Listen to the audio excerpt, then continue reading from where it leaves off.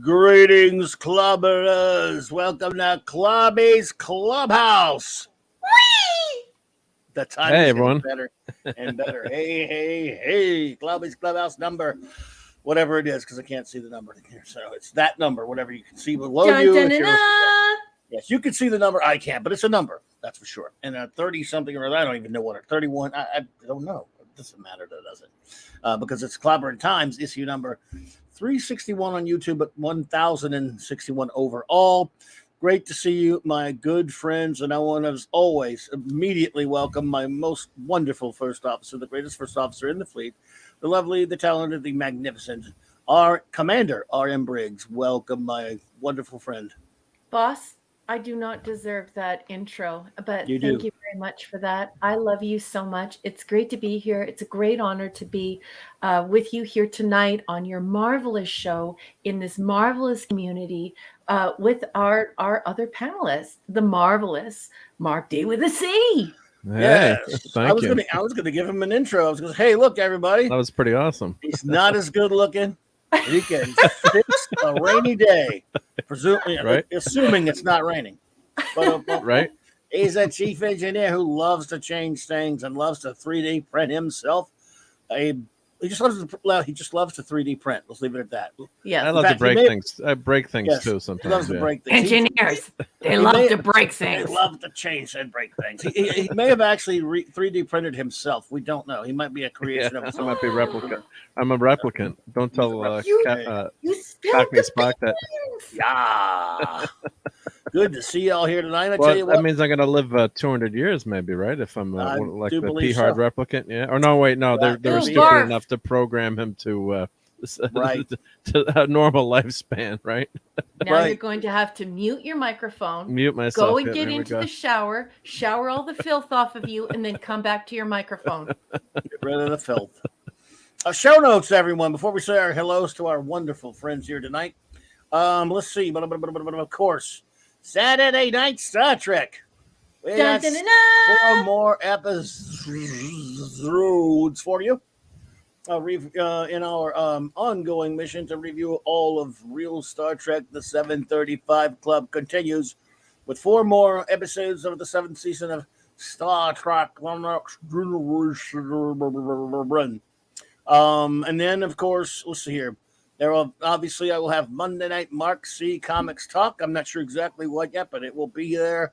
Remember, this past week, had a great time with the great Mark Cast Iron, and we talked about the rarest Superman comic of all and other things.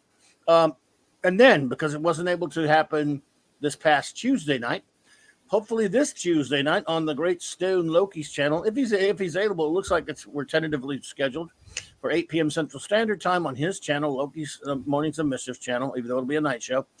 Our DC animation review this week, of course, Green Lantern First Flight, the DC animated film from 2000, I don't know, 9, 10, whatever it was. So anyway, also a couple of other quickie notes here. I have 2 videos that went up the past couple of days. One of them is an excerpt from Monday Night Show, the aforementioned show with my great buddy Ace Cast Iron. It's called This Collider, You Moron, because Collider, you are morons.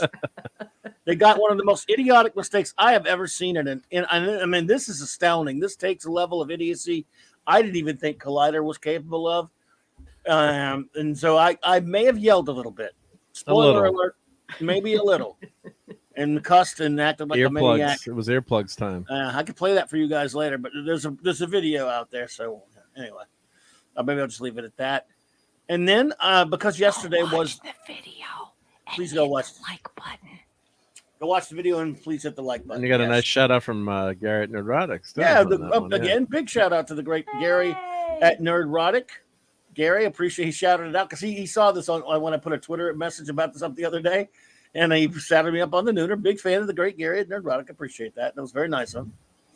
And but anyway, yeah, it's something. And then yesterday was the real Star Wars Day. Screw this May the 4th crap, which I hate. That corporate sludgy, garbagey, a garbage corporate holiday based upon a stupid pun and an idiotic meme. So yesterday, the 25th was the 45th anniversary of the release of the original Star Wars film, and so in celebration of it, from an Empire Strikes Back 40th anniversary show that I did a couple of years ago in September of 2020. I have this excerpt, this video that's, again, there's you can find it on my channel. I should have put links in my description below, but I forgot, but I'll get links up later. The great Michael French of Retroblasting explains brilliantly, beautifully defines the character of Luke Skywalker and why he is so important. And I love what he did there. So I clipped it and put it as a little video there, like a 20-minute video. But it's brilliant and it is important. And it's something that filth like Rowan's Johnson and Jar Jar Abrams and Kathleen Kennedy will never understand. So there you go. Anyway, now for some hellos. What do you think? It was also International Geek Day. It's officially recognized internationally because of that Star Wars Day. So it's kind of weird that they made the weird, the May the 4th be with you crap, because everyone internationally created International Geek Day. No, I hope. Wait, sorry to interrupt, but I hope no nerds were on it on that day, and it was strictly just for geeks. I hope. I sure hope so. Yeah, because they're going to be shin kicks everywhere. There should be shin kicks. I'm happy to walk in lockstep with the nerds. Geeks and nerds are more in common than you would think. We love it. Yes. We're on the same team, so there. Revenge of the let's not leave out the dorks. I like dorks too. Dorks are fine. Yeah, but dorks are great. Yep. We all sit together on the bus. The nerds, the geeks, and the dorks. We all sit together on the bus. Even though the dorks ate liquid paper and glue and probably chewed their nails. Do you remember those kids? The kids who painted their tongue with liquid paper? Those kids are the dorks. Ate paste. Yeah. Hilarious that if there's anyone on here listening that was born in the 21st century, they're not going to know what liquid paper was. Anyway. Or on Ferris Bueller's Day Off, how the secretary didn't call them dorks. She called them dweebs. Yeah. Dweebs. So it was like nerds. Right. Geeks, dweebies. I think she called them dweebies, not dweebs. Anyway. Well, I don't know who's here yet because I got the chat suspended till I could go to the hellos. So it'll be spoiler alert. I'll be surprised who's here. But I'm glad we have some friends here. Let's do it here. The Comic Relief Crusader was first. We got to mark that down. Hello. Your no prize is in the mail, dude. Keep watching that post box, boy. Phantom Outsider he was second and not happy about it, by the way. I might add, he was jealous of the Comic Relief Crusader. Oh, for being first. Duck, everybody, duck. The great Canuck Kay. Oh, hello, sweetheart. Here, the bronze. Love you. The wrencher of bronze. Good to see you there, brother. Hey, Eric. Hope you're doing well, bud. Could not be reached for further comment. I'm always glad that you can be reached to be here. Thank you. Really becoming a very strong voice in our community and such great company. It's great that you're here tonight and that you're joining us again. And, we're really starting to develop a friendship here. And it's really cool because you have a lot of great opinions and you're great company. So, yay. Good to see you here, Gwagnar. Hey there. I like that name. I'm surprised to see the current MCU writers don't think Namor is a Vulcan. They probably would. Yeah, there you go.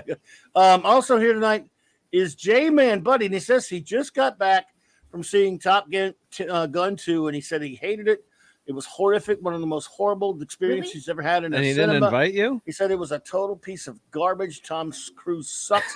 This movie is the worst piece of filthy, maggot-infested crap I've ever seen in my life. It makes me ashamed to be a human being that such dross and filth and trash got made and put on a movie screen. It sucks so much. I went in there and I threw my popcorn at the front. I begged for my money back. Why did you waste your popcorn? And then I just went in and I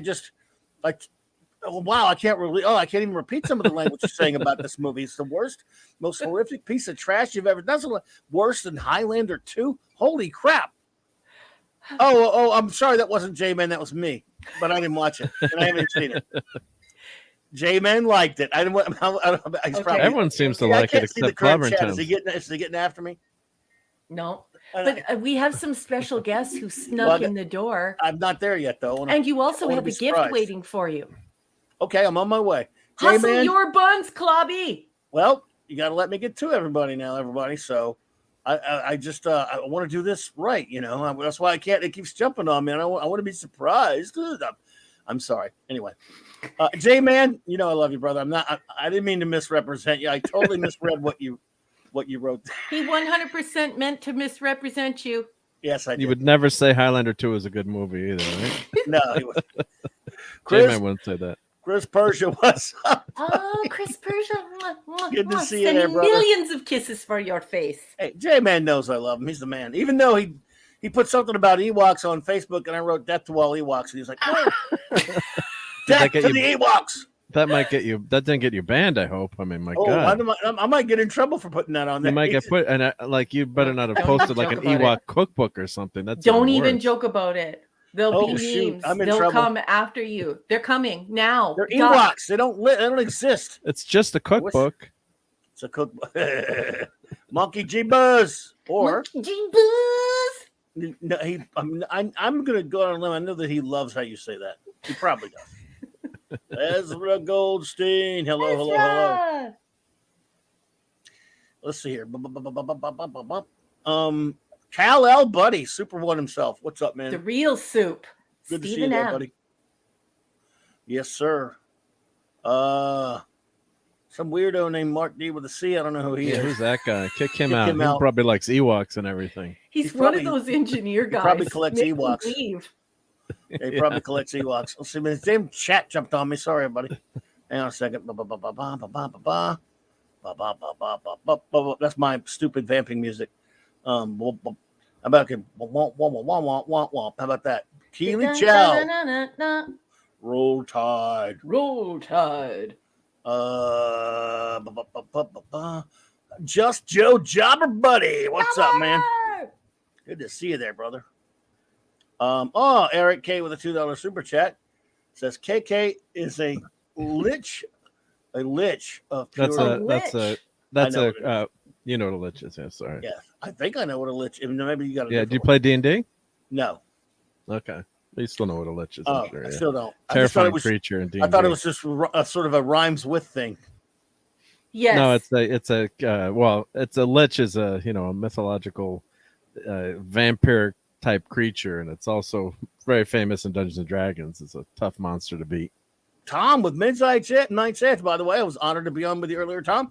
Thank you for being here, sir. He says, I don't know what you're talking about. I don't like any of you. I don't know. I don't blame you. Nobody likes us. Sending some smooches for Tom's face.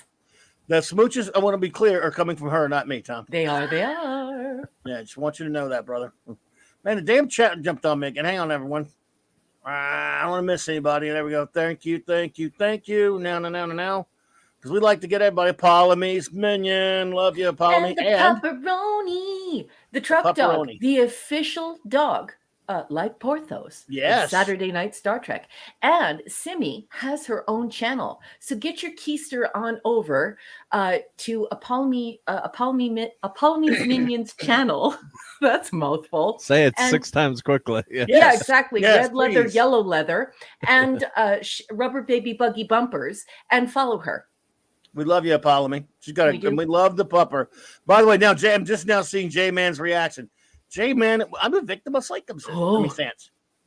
It was an accident, J-Man. I thought you were somebody else. I thought you were me for a minute.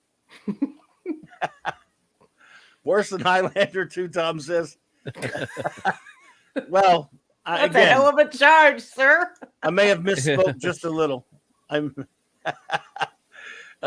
J-Man, you are the man. J-Man, and by the way, he has a great channel. He's a wonderful fellow. In spite of liking Highlander 2, he's still a good guy. He's also an author, and he has his own author page on Amazon. So please follow him. And he writes kind of science fiction-y, scary stories. They're too scary for me, but I buy them and make other people read them because I love J-Man. He's super smart and great. He and his wife are both authors, and everybody should support indie authors, especially cool people like Jason. I'm mad at J-Man in advance because he's going to make me review Thor and Love and Thunder, aren't you? Aren't you? You and Mark. Yep, I'm gonna make you do it now. Gots to do it. Yeah, unfortunately. Chris Persia says a lich is an undead being and necromancer. Yeah. So so then Clubby and I were wrong. Scary. And I think it's birch, isn't it? When you try and text out, lich. Well, you know, birch. That's what I got you. She's such a birch. That was one of the scariest monsters in D&D. So when he said that, that's just it's just so scary. You hate running into the liches. Yeah, it was bad. It's L-I-C. I think it's L-I-C-H. But I can't spell anyway. So who the heck knows? But, Pop Culture Republic. Hello there. Let's see anybody else. Boosh McFadden. Hello there. Boosh. Oh, you like this? Actually, I just saw this. Mad as often as people think. I'm just white and male, which is bad enough, by the way. So, just kind of baseline for anyone. Yeah, I'm white and male. That's just horrific. Shouldn't be. Lich is okay. There you go. Lich is a D&D creature. Yes. Mm-hmm. So I'm told. And then Gary Gygax. Yeah, Gary Gygax. Based it on the short story, "The Sword of the Sorcerer" by Gardner Fox. Right. 1969. Gardner Rogue Fox, Disney is in the house. The great comic book legend Gardner Fox. I want to say that. Yeah. Hey, Rogue Disney, dude, I really enjoyed your MegaCon coverage the other day. I watched you guys over there, and Saturday, I believe, and you guys looked like you had a good time and got to go see Gina and got to see a bunch of great people and stuff, and enjoyed it. I watched a lot of your covers there, man. Well done, and I'm glad you guys had a good time. Your cousin's here. Hey, cuz. Cousin Dave Rayburn, what's up, cuz? Good to see you there, brother. And the great Eric K., the Bronze Richer, says, lies. Clubby just wants to see the abomination that will be Thor Love and Thunder. I'm going to pass on that, guys. That's going to be a big no for me. Now, the abomination is going to be in She-Hulk, so. Yep. Bump. My goodness. So what do we have for you all in the clubhouse? We will, of course, acknowledge anyone else who shows up. Yeah. Let's see, what do we have for you? We'll start, of course, with my first officer, my wonderful first officer, R.M. Briggs. What do you have for the clubhouse this evening? This is, for those who don't know, the clubhouse is just what happened was, I'll just no, you go ahead, sweetheart. Is we decided, we've spent a lot of time, both Raquel and Mark and I, behind the scenes talking all the time, even though we live in long, distances away from each other.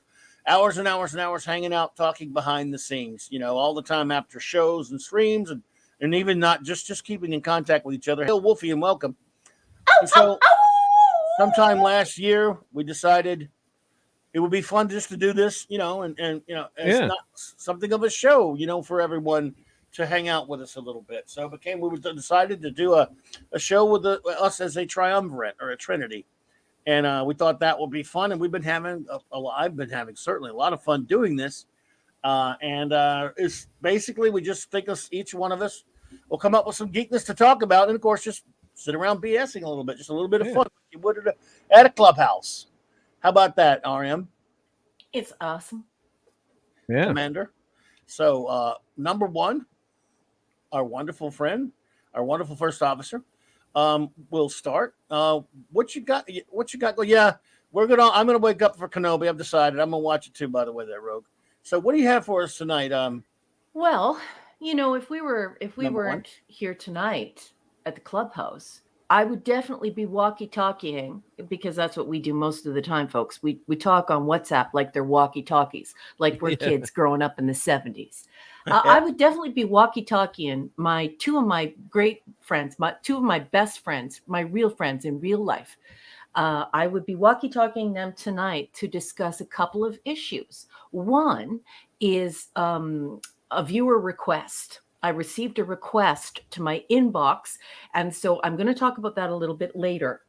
But I am highly annoyed about something that is going on in the world of the filth. And it's whenever the filth collides with the 735 Club. The 735 Club, of course, being Star Trek 1966 to 2005, the only Star Trek. So, on Saturday Night Star Trek, I'm often talking about how you can't listen to this user-generated information and how it's created factoids and fan lore that is not true in our community, and it gets propagated, and people believe it, and they regurgitate it and propagate it, and until they think it's absolutely true, and people will swear up and down that you don't know what you're talking about, and it's because of this user generated crap. And we know that a lot of the people, a lot of the Dreckers and the people who love the filth, they're getting a lot of their information from IMDb. Many of them are using Wikipedia, and many of them are using Memory Alpha. Well, I noticed something that has been going on over the last couple of days. Many of you know I'm from the publishing world and the professional writing world, the editing world. And I noticed that all of these user-generated sites that people use have begun to pretend that the Delta Thetan, that's how English people would say it, Aborigines, are Gorn. Now, hey, Max Redstone. This is very shocking for me. I can't believe that they would have the audacity to do this. But I do have to say this. This should come as no surprise to my students over the years, my communications and technology students, my writing students, the people who I've taught over the years, and the people who watch Saturday Night Star Trek. Because when you edit a book, when you write and edit a book, you are you are writing and editing a finite process. You are shepherding a finite process. And so it goes through that vetting, through the publishing house, through the editor, and you can rely on the information for the most part. People are held responsible for it. But this generation is absolutely not interested in hardcover material that has gone through this vetting process, and this is one of the consequences. And many of you have watched BEM.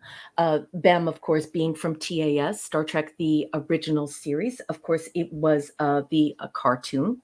And many of you watched season 2, episode 2, that first aired on September 14th, 1974. And we were introduced to the Delta Thetan Aborigines. Now, of course, these were lizard-like creatures. Lizard-like creatures are not, rare in Star Trek. The filth has the Saurian character that they're developing, and of course, we have the Voth from Voyager. So nothing new happening there. But certainly, we need to make sure to stop using these user-generated websites and assure people that the Delta Thetan Aborigines from BEM are not Gorn. They are not Gorn. They are not Gorn. They are not Gorn. And anyone out there with a published Star Trek book of any sort knows this. Hell yeah. Hell yeah. So yeah, and crazy. It's I can't believe that they're doing it. I just can't believe that they're doing it. And so they've updated already Memory Alpha and all the basic internet things that are in flux that you can change. Because I've read a ton of Star Trek books in my time, and I was, I'm like, oh well, maybe George Kirk, don't call me Sam.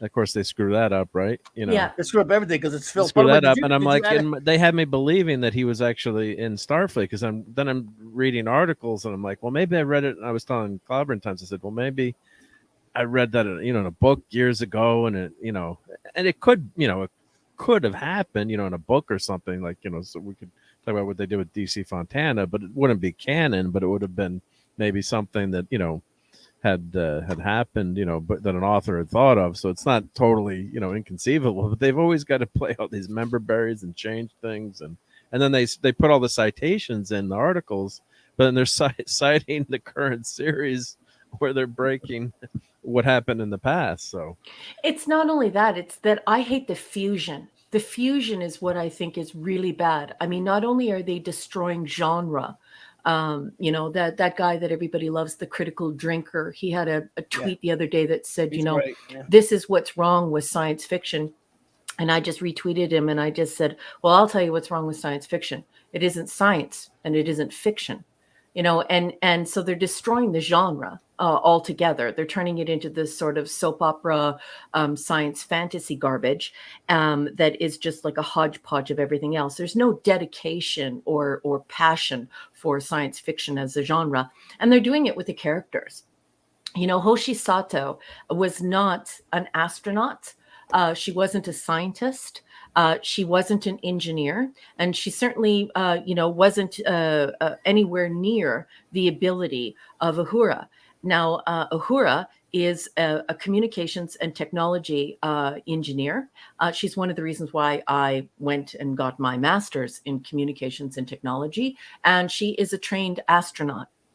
And I will point you to numerous occasions when Uhura, it was proved that she was not only fourth in command, which is what Gene Roddenberry wanted, but that she's not a linguist. She is an astronaut and a communications and technology engineer, and of such high caliber that Spock, who compliments no one, said that there was no one more capable of rewiring the ship than her.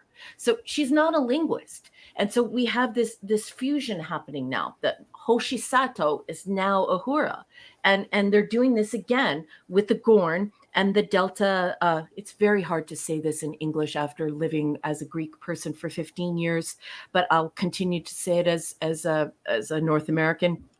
The Delta Theta Aborigines. And of course, they're doing this with the Gorn now.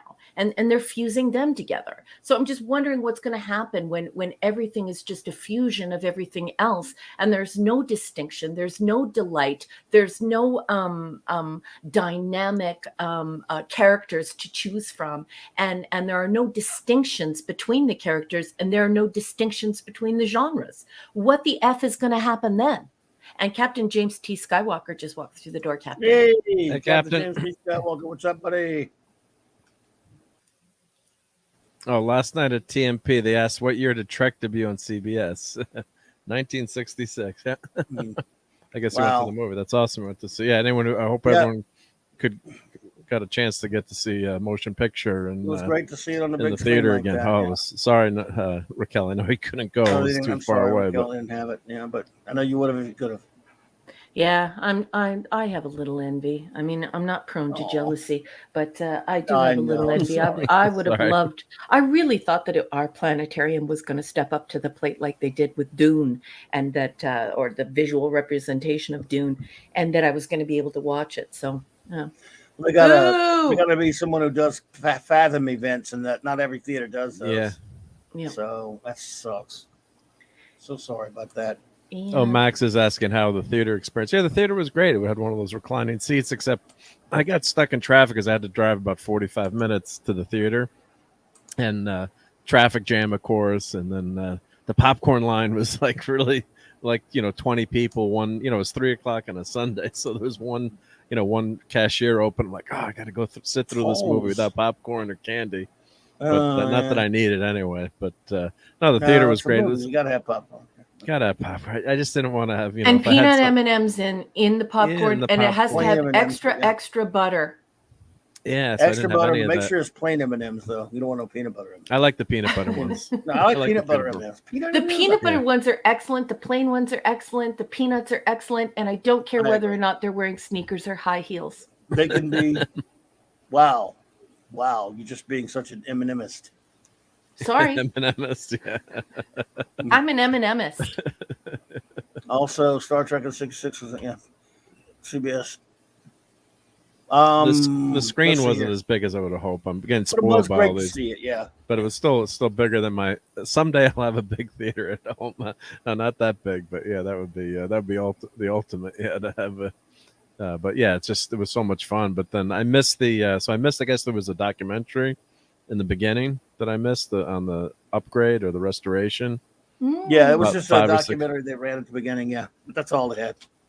Yeah, so I missed that, unfortunately. So Chris Burgess says, "Sorry, I don't want any sneakers or high heels in my popcorn." No, of course not. I love you, Chris. Right? Someone's showing Captain Canuck.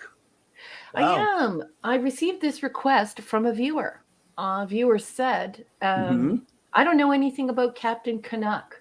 And I would love it if your panel of experts and your expert community could discuss this. What do the comic book experts on this illustrious panel, as well as in the community, think of Captain Canuck? Hey, that 70s. Good to see you there, buddy. Kamloops! There he is. Kamloops, indeed. This comic was, I think, created in the early to mid 70s by a guy named George Freeman. We didn't get it that often down here because obviously, this character, I can't remember the name of the publisher, but it was actually a Canadian publisher. It was distributed here because most comic books at that time, a lot of them were printed in Canada. A lot of the higher quality printed stuff in the 70s and 80s. So, we did get comics like that, but I don't know how many comics were made from for the Canadian market exclusively, or like a captain. But I do know that the best guy to have on, he's not here now, is the great Lord Thoth. He knows this character better than anybody because he's a big fan of it. I used to see this on racks, on comics racks, but other than knowing about George Freeman a little bit and knowing of the character, I never really read it. So that's about as far as I can go. Other than some of those back issues are pretty rare, but they also brought him back a few times later, I think in the 90s and even in the 2000s. So he's been around here and there. And again, I don't know if he's around right now. That I couldn't tell you. But if we had Lord Thoth here, we could sure get a lot of info. And it seems like Comic Relief Crusader knows a lot about him too. He's got some good Relief Crusader. Yeah, he's from up there. He might know about him. Yeah. Yeah, and people are asking, and this was one of the questions from the person who brought Captain Canuck up to me, is what is the distinction between Captain Canada and Captain Canuck? Topher's here. Topher, hi. Hey, Topher. Hello there. Good to see you. So there you go. Comic Relief Crusader is from up there, so he probably was a fan of the character. First successful Canadian comic book since the collapse of the nation's comic industry following World War II. Okay. Oh, wow. So there wasn't much of I guess he's saying that there wasn't much of an industry after World War II, and in 1975 the character appeared. Like I said, we got the comic down here. It was down here for a while. But I am Canadian. He's just yelling the beer. He's yelling that's a beer slogan. I am Canadian. It does look like Guardian from Alpha Flight, Chris. Yeah. So who brought this up to you? Just a person in private came forward and said, what's the difference between Captain Canada and Captain Canuck? And what do the guys know about it? And so I was like, well, I will definitely raise that with the crew and see what everyone has to say about it. I think it's pretty exciting, but I was doing some preliminary reading, and I don't think Captain Canuck and Captain Canada are the same thing. No. And I think that one was like done in Halifax or Nova Scotia. Halifax, Nova Scotia, or I think their one was also done in New Brunswick, or maybe that's the one I'm referring to. I don't know, but I just thought it was really, really interesting that we had this comic and that I was unaware of it. And there seems to be some interest behind the scenes in collecting this and knowing more about it. I wish we knew more about it. Well, I do know that Max Redstone is quoting Blake 7 at me, and I always like when you do that. Age of Provine. And that'll never get old for me, Duder. So thanks. Yeah. I'm gonna look up Captain Canuck on my comic book program here. That'd be great. Thank you. I gotta admit, I never bought it. Yep, I don't own any Canucks, I think. Yeah. So well, when this person brought this to my attention, I was thinking, obviously everyone out in the crowd knows I don't know anything about comics. I'm not a geek. I know absolutely nothing about films, comics, merchandise, toys. I don't know any of that stuff. I come to this show as a nerd. I'm an academic. I read stuff and I teach stuff, just nerdy. But this person was showing interest in this as a Canadian, and there seems to be Canadians in our chat. So I thought, maybe they'll bite on this. Maybe they'll think this is really cool. I remember talking about this. Oh, maybe it's been a year or so now with Lord Thoth, our good buddy Lord Thoth, who is of course a great friend, and he knows his comics well, and he knows the character of Captain Canuck better than anybody I've ever talked to. And he did say that the character has been brought back many times, like most characters, has been brought back and messed around with many times. There was even a short animated series, which he told me about. If I'm remembering correct, I've never seen it. So yeah, Captain Canuck, yeah. So this is not necessarily in my wheelhouse because he's a character that I saw the comics back when they came out, and at least back in the 70s or 80s, whatever it was, when I was seeing them on racks. And I got him, and I never bought it. Someone mentioned he does sort of look like Guardian from Alpha Flight in a sense, but he's not the same, of course. Yeah. Well, it makes sense anyway if you're going to do a Canadian hero to have red and the white, and it's like. He does look exactly like our flag. I wish Hungry Boy were here. I wonder what Hungry Boy knows about him. And Topher.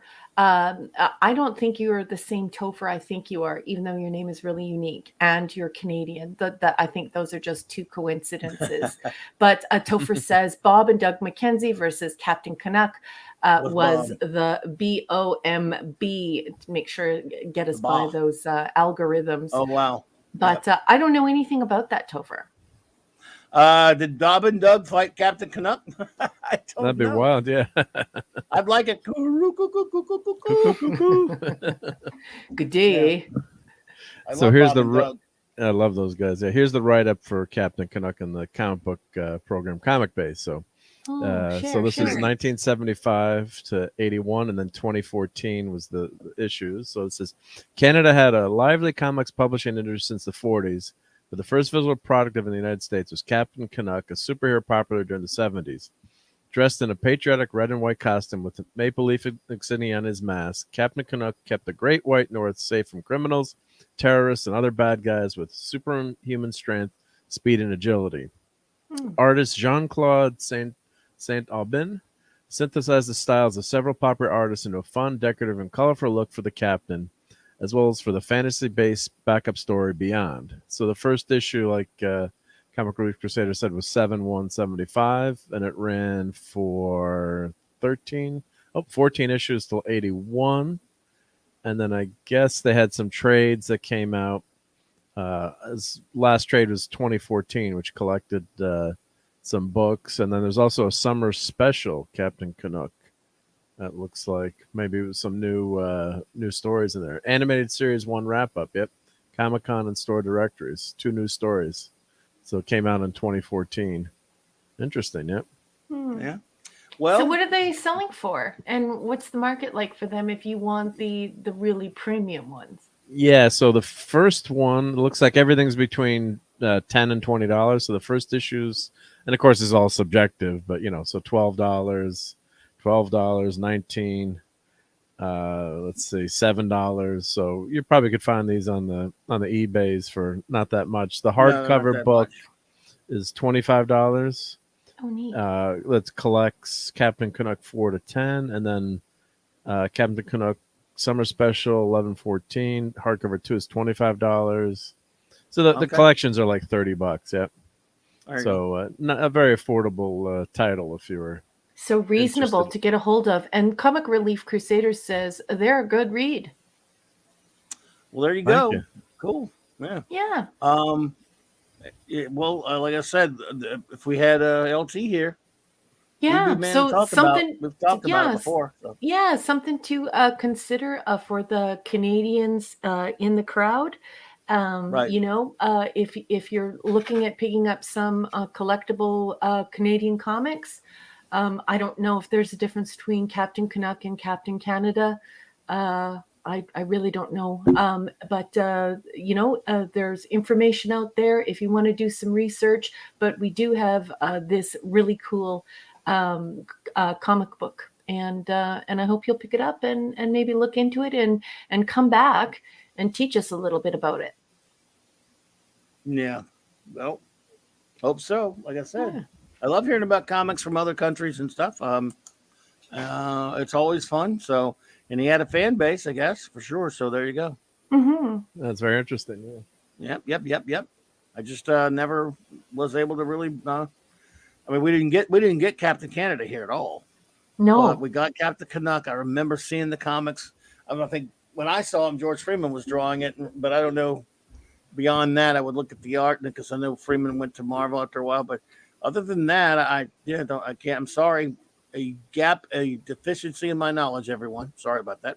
oh goodness, no! Don't apologize for that. I'm actually happy that that we all got to talk about a very, very little known foreign comic. Yep. And who knows what people will come back with afterwards. And boss man, Max Redstone, the great limerick writer, just walked through the door. Hello, Max. Actually, he's been here. Oh, has he? Been here for a okay. while. Well, He's been throwing Blake 7 at me. Remember? Oh yeah. Well, I was fiddling around with the Captain Canuck stuff in the background, so I apologize. No, that's okay. Good to see you, Max. You were Canucking. Good to see you, Max. Let's see how our poll is doing. Since it is, of course, yesterday was Star Wars Day, everyone. And let me refresh this and make sure before I read it. I thought we did a little Star Wars last night. Talked like everyone, first of all, it's real Star Wars Day yesterday, not stupid May the 4th. But I also realized when I went on last night for my open show that everyone and their mother was going to be, and rightly so. I was very happy to see it, that many other YouTubers were celebrating real Star Wars Day. So I figured they're all going to be talking about a lot of the same things. So I kind of just focused on the comic book, Star Wars comic book adaptations of the movies a little bit because we're, I don't know. I just thought that would be a little bit different. But anyway, so I thought I should have done this tonight. But excuse me, I should have done this last night, I should say. But I thought I would put up a poll, which is, and let's see, we've had how many people? 40 votes so far. What is your favorite, excuse me, of the original trilogy Star Wars films? Of course, Star Wars with no 4 behind it, no New Hope behind it. Empire Strikes Back and Rehash of the Jedi. Sorry for my little bias there. I love Jedi. I have come to Jesus with Jedi. I had a lot of problems with it, but over the years, so many bad things. Hello, Mad Manx. He says, Manx, how you say it? It's good to see you. Thank you for popping in. I know that you popped in the other day on one of my videos there. Thank you so much. So our votes as far here we go. We'll keep it up for a while there. Keep the vote. We have Star Wars at 30%. Empire Strikes Back at 62%, my all-time favorite movie. And Rehash of the Jedi at poor little 8%. I would ask my panelists now, you're not much of a Star Wars person, I realize that, number one, but you've seen all 3 of these films. I have. I watched them in the theater when they came out. So and I have not rewatched them since that time. We have some baddies. Oh, here we go with the bots. You haven't seen Star Wars since 1977? You haven't stumbled across it? I don't think it's 70. I don't think it's 77. Wasn't the last one like 78, 78? Well, I mean, like you never rewatched the first Star Wars movie since 1977. No, I saw that. I had to line up for them in the theater, and that was it. Pardon? No, I'm just teasing. But you've only seen it that one time in the movie theater. That never saw it on cable and TV. Never. Yeah, and I was one of those jerks who used to make fun of geeks for liking Star Wars and that nerds like Star Trek. And so before I joined Twitter in 2017, I was one of those jerk-faced jerks who was always saying, yeah, Star Wars is for geeks and Star Trek is for smart people. It's for nerds. Yeah, Star Trek. Well, I've just proven that because I love Star Trek even more than I love Star Wars, and I'm not smart, so it's the geeks. What are you talking about? You're brilliant. Give me a break. Trust me, I'm smart enough to know I'm not. But anyway, go ahead. No, but I'm one of those jerk faces. So yeah, I watched it here when it came out. In a very tiny original gangsta theater It was one of the viewings. I remember it was snowing and very cold, and I spent most of the lineup outside in the Canadian winter. I was very displeased by this. When I got inside, I thought it was marvelous. I really loved it. I wasn't off put by the puppets, but it wasn't the same because by the time Star Wars got to me, I was already knee deep in Star Trek, and I just loved it so much. Yeah. So you're saying the ice scenes in Hoth are a little bit too realistic for Canadians? It was a little bit too chilling for you guys. So is the creatures? I think they're called tauntauns. Well, the tauntauns were the good guys. They were like, yes, when you slice open a tauntaun and climb inside, that would be a Canadian thing to do if you were actually like in danger in the north, and you had your horse, or you found a carcass with like a caribou or something like that. That's actually what you would do to stay alive. So yeah. Well, the Wampas were the bad, the abominable snowmen. Right. Yeah. So let me ask the question I was going to ask then. You would not vote in this poll one way or the other then, Raquel, is that right? I will have to go and see the poll. I'm going to go and see it right now. Which of the three movies do you use your favorite? That's all it is. Oh, which movie is my favorite? If you have you don't have to have a favorite. If you don't have a favorite, no big deal. I would have to say that the first one was my favorite. Okay. And I think I would say that it is my favorite because of just how different it was. What a beautiful idea it was. And it's also the time. Like, I don't think people understand the socio-historical context of this because of how much our world has changed. But it was really like the beginning of this beautiful decade and a half of puppeting. Like, we had great puppets.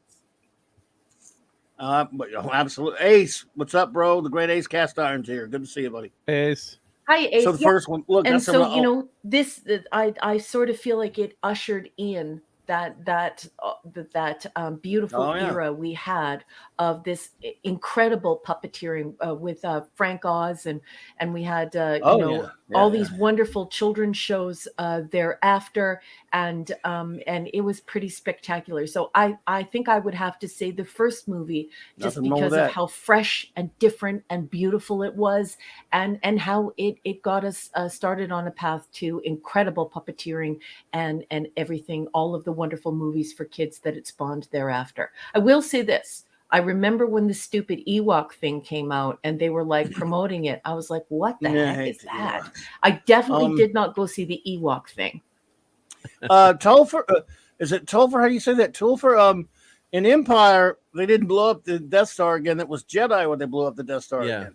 So anyway, okay. I of course, my favorite all-time movie is Empire. So everybody knows that. So my vote. What about you? A Mark D with a C of which?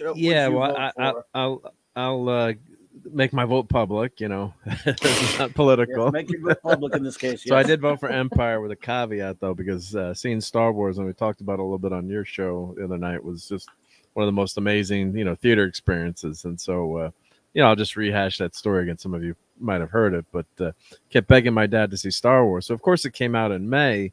But it was only in like 30 or 40 theaters, and then it became this huge thing. So, by the end of the summer, I think, it played for over almost a year, I think, anyway, too. If you look back how long it was out, it was just a whole cultural phenomenon. Then, and you couldn't get another thing was you couldn't get the toys. You had to send away for the cards. I still have a couple of the original figures you had to send away for, but there were no toys ready. And but it was just I don't know, you can't describe it, but it's to compare it to the Beatles landing or Elvis, or I'm trying to think of something more modern that would be equivalent to being that cultural. No question about it. I mean, maybe I don't think it's anywhere near, but Titanic, the movie, with people going to see that over and over. Don't shoot me for that analogy. I'm just trying to think of like something where people went bonkers over something, and nobody's going to shoot you for that. I like that. I like that you're open and honest, and that you're taking a more academic take on it instead of a fan take. And I love what you're describing. You know, Clobby and I talk about this all the time. It's when something transcends simply being right. you know, a film or a TV show, and it becomes a cultural phenomenon, a global phenomenon, and it permeates culture. And we have had that happen. You know, that happened with the little Harry Potter, the Harry Potter series. Harry Potter, a little bit of Harry Potter. But I think Star Wars was even, and someone's mentioning Jaws, and of course Jaws was Wolfie, massive too. Yeah, but that's a great choice, Jaws. The thing to remember too, in the 70s, we had Nixon resigned in 74, Watergate. You had Vietnam War, that had ended, and we had left Vietnam. You had those pictures of the chopper being pushed off our embassy and everyone evacuating. You had a huge inflation. You had gas lines. You had high gas prices. Hopefully none of this sounds familiar to anyone right now, but the country was down in the dumps back then, when you had everything was depressing. The economy was tanking. Interest rates were like around 18%. So things were not looking good for the good old USA when we had the bicentennial in '76, which was a big celebration. But you had rampant crime in cities, and you had New York was a disaster. You had the New York blackout. So things were really bad, culturally in the country. And I think it's important to mention those kind of things too in relation to the movie. So of course now the movie is called, Star Wars: A New Hope. When we saw it, there was no number 4, there was no New Hope, but the theme of the movie was so hopeful, which is why, I think people, love it so much and gravitated towards it, because of that fantastic message. And when my sister and I were begging my dad, like, Dad, we have to go see Star Wars, and he always said crap too. I wish I had him saying crap on like he would always say, it's crap. He's like, I don't want to go see this crap with his accent. And he would always say, it's bullshit. This is bullshit. Of course, I don't think he swore when we were that little. I was like 8 or 9 at that time. And we're begging him. He's like, finally, we'd started just started the family business too. So he's like, oh, I knew that was in the background. Not that a movie was that expensive, but we just weren't doing anything extra back then. And so finally he relented, and it was just me, my sister, and him, and went to the movie theater. And probably was a matinee on a Sunday or something. And I just hearing that 20th Century Fox fanfare, and I mentioned that I always thought for years that meant there was a Star Wars movie coming up. When you're an 8-year-old kid, you don't know what that, the theme means. It meant, 20th Century Fox movie. I thought it meant a Star Wars movie was going to play. And God, that first opening scene with the Star Destroyer, and then, well, you see the Corellian cruiser come in, and you think it's a massive spaceship, and overhead, and then the Star Destroyer comes in and sucks what was once before a huge spaceship up. You're like, oh my God, the scale of this, the sound, and the whole movie theater, it just looks so believable. And of course, my dad ended up loving it too and became a huge Star Wars fan. Pop culture curator. Hey. Yep. So so it was, and the message of it too. It's like it's a World War II serial. You've got reminiscent of the serials that you would see back in the day. As my dad explained years later, that I could understand it. They would spend the whole day in the movie theater, and you'd just watch all these serials where adventures and war movies, and so it was really a throwback movie in a lot of ways, with high tech, computer controlled cameras and special effects that were groundbreaking, that make it look real. And God, you love Luke Skywalker, here, by the way. Hello. Hey, Albert. Yep. Sorry, I'm if I'm going on too long, but just it's such a passionate movie. It's just such a great memory, and what it means to a lot of people, and just how incredible that message from Luke Skywalker fighting there. It's obviously they're fighting against the empires. Analogy for the Yahtzees and or evil evil government, evil people. And it was just such a big, and then when you go to the movie, when you left the movie theater, you're on such a high. Like, I saw Star Wars. I got to see it. And in school, you're like, I saw Star Wars. Have you seen it yet? It was like a badge of honor. Yeah. So after all that, though, I have to say Empire is definitely a better movie. You know, it's incredible. Star Wars, it is a better movie. It just takes everything up a notch, and the stakes, and it's always good to see your hero, struggle. So that's that middle part of the series where the hero's down and out. But then at the end, it's kind of that sad ending. You were talking, Clobberin times, how you and Ace would kind of hum the end theme, of Empire. Mm-hmm, of Empire, we do it all. Yeah, and so it leaves you with that little glimmer of hope there in the end of the movie. Killed me. Yeah, I went 15 times in 1980. Oh God, yeah, I only saw it a couple of times, but yeah, it's definitely the better movie. A couple of times, Mark says. Yeah, well, in the movie theater, yeah, in the movie theater, yeah, because I didn't get to go to the movie theater that much, but until once you had the car and you were in high school, then you would go every weekend. But when the mercy of parents to go to the movie, it wasn't so. And then they had to stay there too when you're younger too, right? It's not like if you're too young, they couldn't just drop you off; they had to stay. So. Yeah. I just love this visual because it sure gets into that whole idea of that great era of puppeteering when adults started watching puppets. That we had that the Never-Ending Story and the movie, what was it, The Dark Crystal, and all of these. Like, I don't think that television show that the kids used to watch, Elf. I remember my niece used to watch that Elf show all the time, or even Gremlins. I don't think any of that stuff would have been made without Star Wars and Frank Oz and everyone that was involved with that whole puppeteering apparatus. I mean, it was truly sensational, and I remember people being just shocked by that trilogy in general because of what it did. It elevated the film experience. It was something totally different. It was very realistic, even though it was puppets. It was a very, very special time.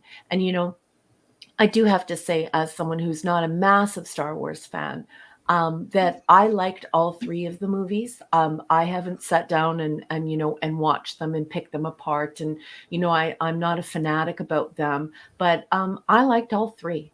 Yes, that's the name that I was thinking of. Could not be reached for further comment. Jim Henson. Huge fan of him when I was young. Absolutely unbelievable. Good night, buddy. Good night, J-Man. Tell your wife we said good night as well. Yes, indeed. But I just have so much respect for this whole first trilogy. And don't take this the wrong way, folks at home, but I'm very happy that I didn't spoil it for myself by watching the garbage that they made afterwards when they tried to, bleed the IP dry. And I'm sort of glad that I didn't continue to rewatch it, because it's a special little space and time for me that occupies a very little special place in time and in history and in culture for me. So, yeah. I recommend going back at least one time, just watching the three and never watching anything else again. You probably really enjoy the experience of watching the original theatrical versions, of course. Yeah. One day you might enjoy that, but you can there's ways to watch them. But yeah, there's ways to get them on the interwebs, but I won't say. But no, yeah, but well, they are actually. It is legal, actually. I won't give any. There are other ways other than that, but yeah, but there are. Yeah. I mean, didn't you guys have like a Wizard of Oz feeling when you saw R2-D2 and when you saw Chewbacca? It was like it just felt so special. Like you knew something. You knew that this movie was going to be a huge movie. Yeah. This was going to be a huge trilogy. This was going to be a huge story, because just so much work and passion and talent went into making it. And it was just such a dynamic, powerful, and courageous thing to do in film. I loved it. And I thought that it was excellent at the time. This is Empire Strikes Back. It's my all-time favorite film. I saw it. I went to see it more than I went to see Star Wars. I went to see it like 15 times in the theater, maybe more than that. I'm pretty sure it was at least 15. I was 16 years old, so maybe I went 16 times. And I don't know. Like I've always explained, I've had a lot of problems with rehashing the Jedi because I waited 3 years and I was just so disappointed with and hated Ewoks and hated a lot of things in the films. And We won't go there, but but what I'm saying is now, because of time and the good stuff now rises above the bad stuff in that film for me. I just again, and Gary Kurtz really saved the first two films, and he was not there for the third one, and it shows. I still accept it, even though there are things I hate in it. Yeah. I let the good stuff outweigh it a little bit. And after, again, I'm not one who hates the prequels like most people. I don't hate them. I don't think they're anywhere in a class with the originals, of course, but I like certain things about them here and there. But the filthy Disney shit, that's all trash. That's not real Star Wars, and it is a disgrace. But I want you can't stress enough. I can't stress enough how. Look, Star Trek is my personal favorite of like I said last night, I believe Star Trek and comics. I mean, right there, the two my two deepest passions when it comes to my geekness and the things that I love. Right there, close to it. I love Doctor Who, like just maybe a little bit less. Right up there with it, and I love Star Wars and obviously Blake 7, a lot of other stuff. So Star Wars is up there for me, but only the original trilogy movies and those characters. And there've been some good books and commentary in there. But the thing is, with this, nevertheless, my favorite aside, nothing has ever captured the pop culture imagination of the planet more than Star Wars, and it's not even close. Mm-hmm. I mean, there's so much. It's like a pop. I saw a Phantom Outsider. He said he knew a guy that saw the original film in the '77 Star Wars film 40 times in the theater. Wow. There were people who saw it. I knew people who saw it even more than that. I went 15, and I thought that was for Empire. I thought that was a lot. It was nothing compared to some people. I mean, I saw Superman the movie in 1978 18 times in the theater, but I have nothing compared to this. When it comes to Star Wars, it captured the imagination of so many people. Yeah. And so many people all over the world love it. They don't, they watch this thing in every country on the globe, and they don't care what these people look like. In other words, they don't care that, okay, it's true. It was made here, and they're mostly, in the first one, they're mostly a bunch of white people. Nobody cares. And they're aliens and stuff. Nobody. People from all over the world who don't look exactly like these people would cosplay and dress like these people. It is you almost cannot describe what this thing has done for what it did in a positive way, and how it just captured the imagination of so many millions and millions and millions of people. Again, nothing is quite done, and there's never been anything quite on that level. But of course, obviously, it didn't get ruined. That was not diminished by the prequels, even though some people didn't like them. People still love the original series, original trilogy just as much, and they still love the original trilogy just as much today. But when we got robbed of a reunion by Disney, and that's the horrible crime that they committed against millions upon millions of people, were absolutely wronged by the filth that is Disney, that is, the Force Awakens and the horrible Last Jedi and stuff like that. But the focus on the original trilogy, to go back to that, there's something about it that is just indescribable, that it means so much to so many people. You could go walk into a group of 1,000 people and ask them these questions. How many people are Star Trek fans? And you'll find some Star Trek fans. In 1,000 people, you'll find a few Star Trek fans. How many Doctor Who fans? You won't find too many. Anybody read comics? You'll find a few. How many people are Star Wars fans? And there'll be people they may not even be hardcore. And and I'm not talking about just asking if they've seen Star Wars. How many of you consider yourself a Star Wars fan? It'll almost always be 80 to 90% of the people. And the people that aren't fans do know what it is and probably have seen it, or at least know something about it. It's just, I guess that's why I'm a geek. I've always talked about why I'm a geek. What makes me love being a geek is that I love what the human imagination can do. Yeah. That's why I love fantasy, like superheroes and comic stuff, and science fiction. And like I said, I'm not the biggest fan of all the different kinds of fantasy stuff. But when I say fantasy, I mean superheroes, stuff like that. Which is for younger minds. But I also love hard science fiction, even amount like Star Wars is a mix of science fiction and fantasy. I love that. I love the fantasy of Doctor Who, but I just love whatever it is. I love what the human imagination can give us. That's why it's always my favorite form of entertainment, be it in prose, be it in a comic book, or be it in a film or a TV show. It's always my favorite. Not the only I like, but always my favorite. Star Wars is, I don't know. It was lightning in a bottle. There's no question about it. Yeah. And The Empire Strikes Back, for some reason, is a perfect movie for me. Yes, there are things you could criticize about it, and it doesn't take away from it one bit. And one of the things that stands out the most of these films is the music by John Williams. Yeah. I mean, I told Mark about this last night. One of my favorite shows we did back in 2012 on CLOBBERIN Time is a show that I could never put on YouTube because it's got music all in it. You get struck right away. But it was our all-time top soundtracks. And when Flash and I got into our top 5, because we played the music samples from all of it, both of us was just John Williams, and maybe in a little bit different order, but John Williams. If you take the John Williams out of this thing, I know it's only a sound, I would say it loses something. It can never be replaced. Yeah. And my buddy Mark, he's Mark, he's Ace Cast Iron, and if you take the end credits bit from The Empire Strikes Back, as he said, we have spent endless hours driving around for going to various places, humming that ending, that beautiful music when they're looking out of the medical frigate, watching the ships go by. At that point, when the first time you see that film, you are in shock. You can't believe it. Han is gone. Luke's hand has been chopped off. We find out Vader is Luke's father, and you are sitting there dumbfounded. You cannot believe what you've just seen. You should be in a horrible mood. You should be pissed off and angry, and yet you're still in awe from what you just saw. Yeah. And yet, because you know something is coming. You don't know what. And you hear that beautiful music. I mean, Mark said, there he goes, pure truth.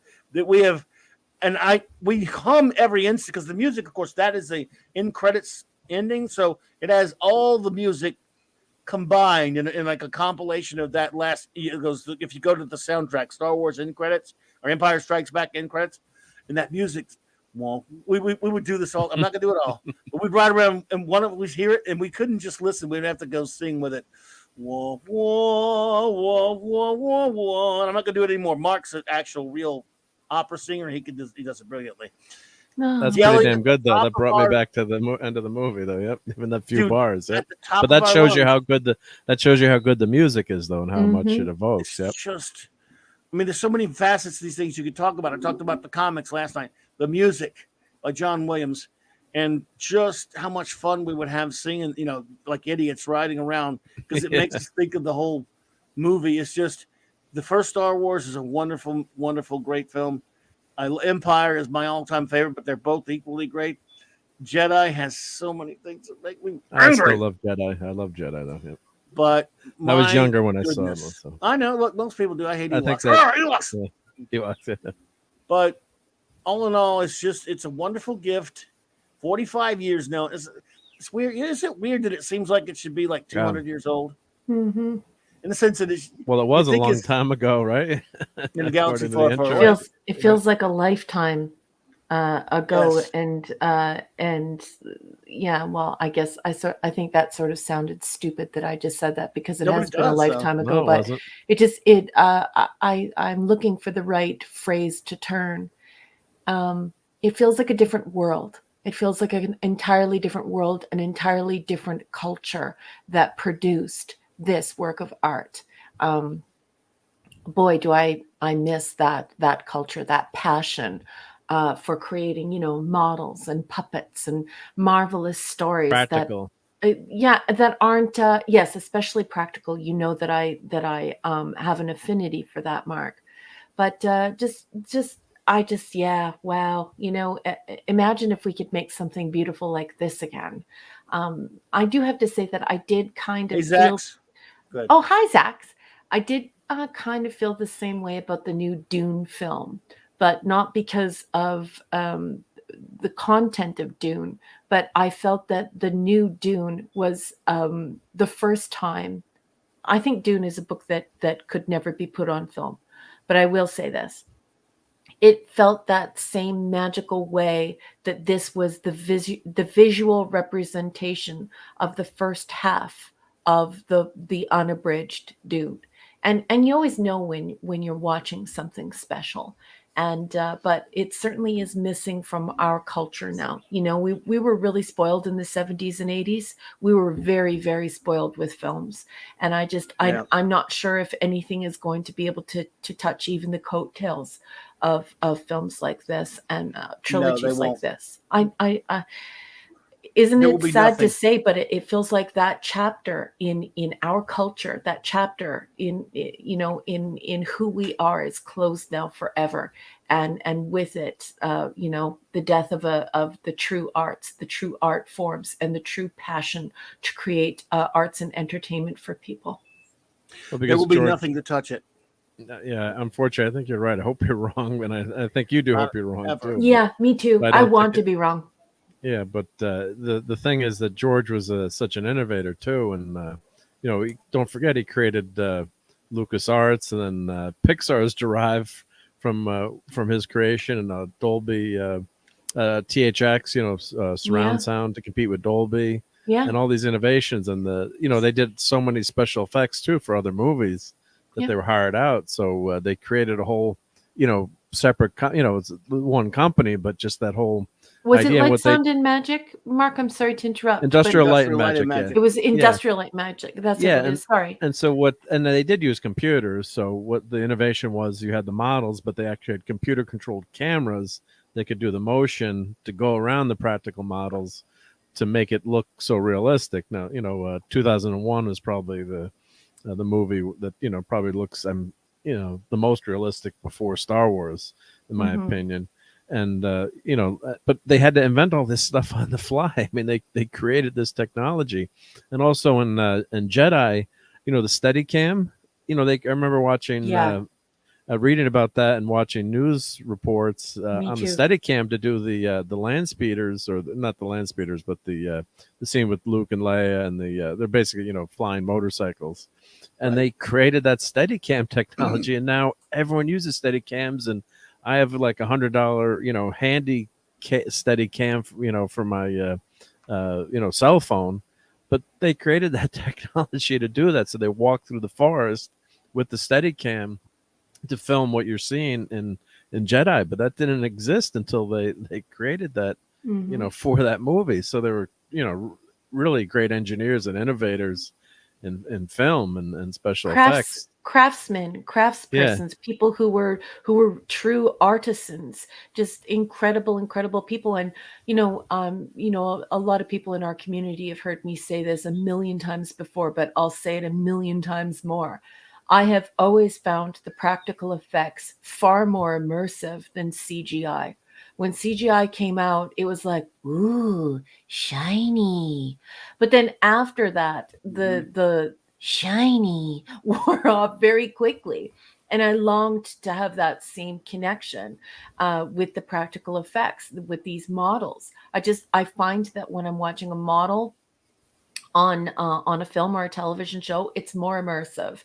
It's like my mind is trying to mechanically create to expand the world building on my mind's eye. So I'm imagining what that ship would actually look like inside, and not just the places where the camera shows, and so on and so forth. So I find practical effects incredibly immersive, and I find CGI incredibly forgettable. When people ask me which superhero movies that I've watched, and I've watched a few reluctantly, I don't remember anything about them. There's nothing special about them.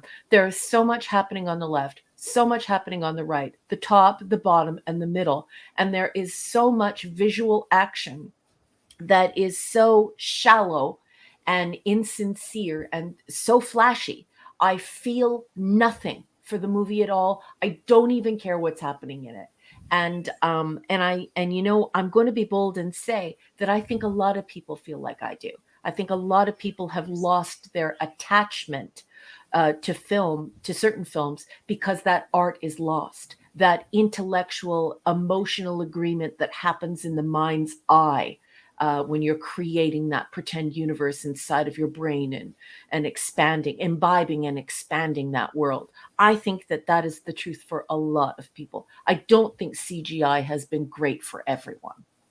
Yeah, I think what happens with CGI is that they've lost that creativity, or because, you know, if you're a true artisan, you can do some amazing things with CGI too. But I think it's a shortcut, and it's easier, and then it ends up being cheaper, and then they don't really care about the end product. I mean, one thing that differentiated Star Wars too, it looked like a lived-in universe. So when you read about it, some of the prop makers, and they're talking like, should this be clean, or like, you know, like most sci-fi movies were at the time, everything was white or perfect.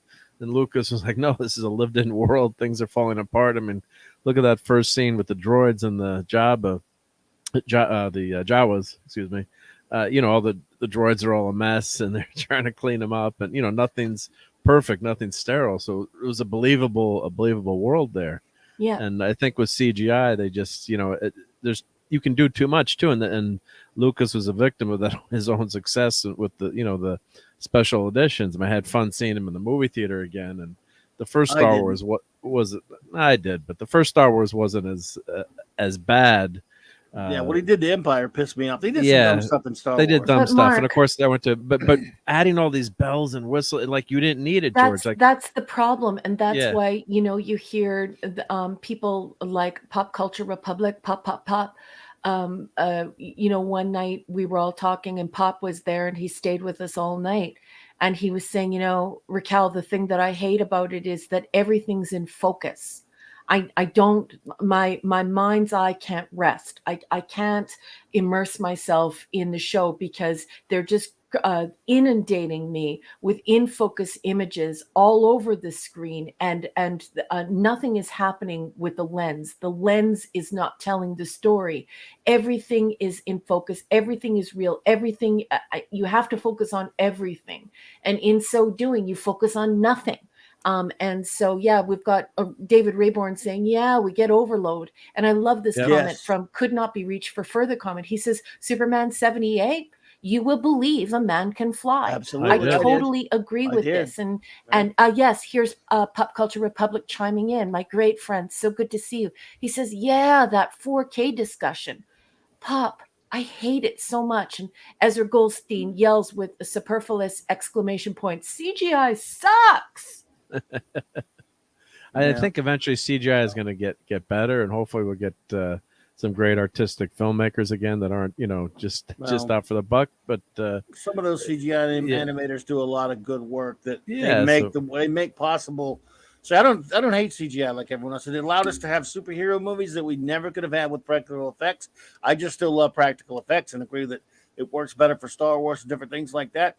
Yeah. CGI was very useful to get things like make superhero battles and things like that wouldn't happen. And a lot of great artists work, you know, like our buddy Steve Mitchum, he's an animator, and a lot of great animators do work on a lot of the CG stuff and give us things. And I think sometimes it does look pretty good. Yeah, I'm with you on the practical effects for sure. But some of those Marvel movies, the good ones, there were a lot of them that wouldn't have been possible without CG. So. Yeah. But you still need to be an artist. It's like everyone says, and a lot of them are. And look at how quickly the audience lost its love affair with buying the toys. The minute that the artisans were not in there creating beautiful things like, like Michael Okuda creating L-Cars and all of these, all of these Star Wars toys that were created. This is all an inspiration from our very human connection to this artisanship, this wonderful creative mind that is making art. And if they want to sell toys again, I say bring back the practical effects. The Ship in Blake 7, the Liberator. I want that all day long. That doesn't even feel like a toy to me. It feels I like a love that work toy. of art. You're looking at all of these people who come together to make these beautiful, wonderful things, and we have a deep admiration and respect for it. And it fires the imagination, and it makes that world building that much more intense. And the mind's eye goes wild in constructing and conceiving that world to be as true as possible, right? Yep, I got an R2 to show you. Well, yeah, well, I always have some toys, so let me Star Wars toys. Oh no, Ace Cast Iron has to leave. Yeah, he take said care, it was Ace. good to see you there, bro. Thanks for being here, buddy. Yeah, I mean, and Lucasfilm had the first CGI and young Sherlock Holmes. Remember the stained glass night?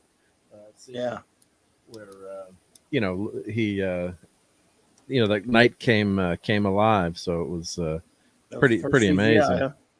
First CGI. So and then of course Wrath of Khan that had the Genesis that was Ion too, the Genesis effect. Yeah, so well, Tron had a lot of computer generated stuff, right? And the Last Starfighter. So it's all a matter of, I think, Last Starfighter, the artist and Last Starfighter and how less is more. CGI people, less is more.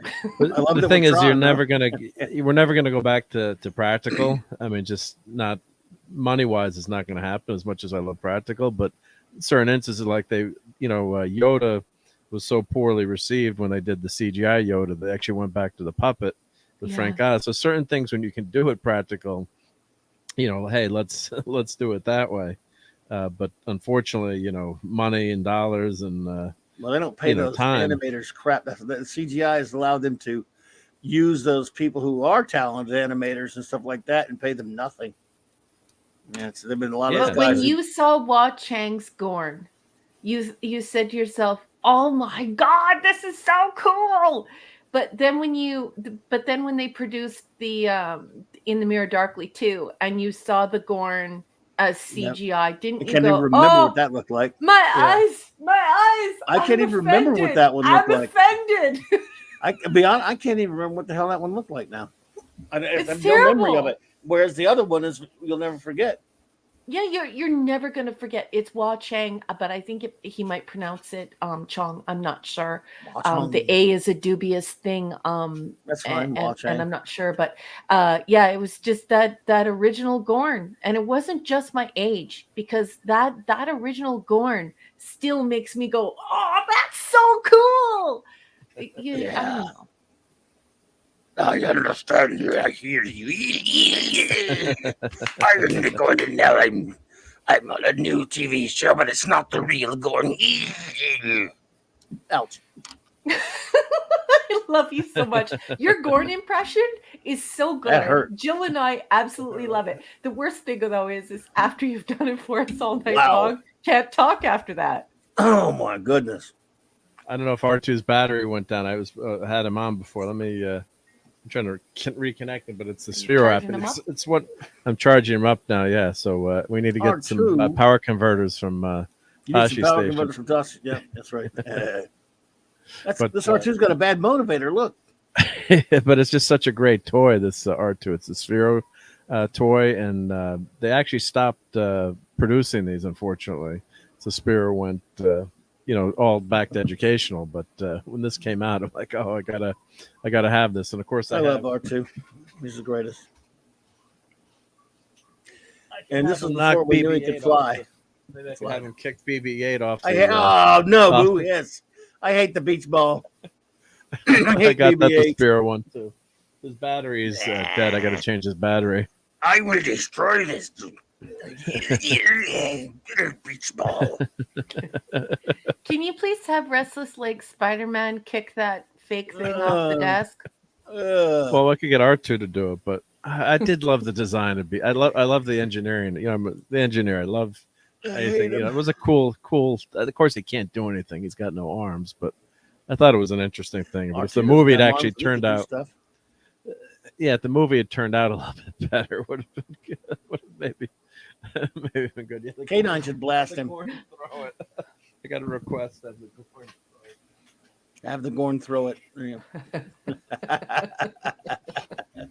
Throw him on it. Hit Kirk, yeah.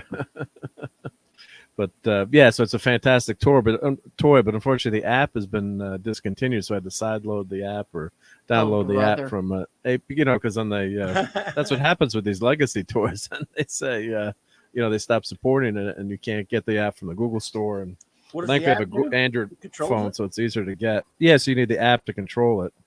But I think you use your cell phone as a controller. Yep. There's a remote and it walks and stuff. Yeah, and it walks and the leg comes all down. hail proprietary purchases.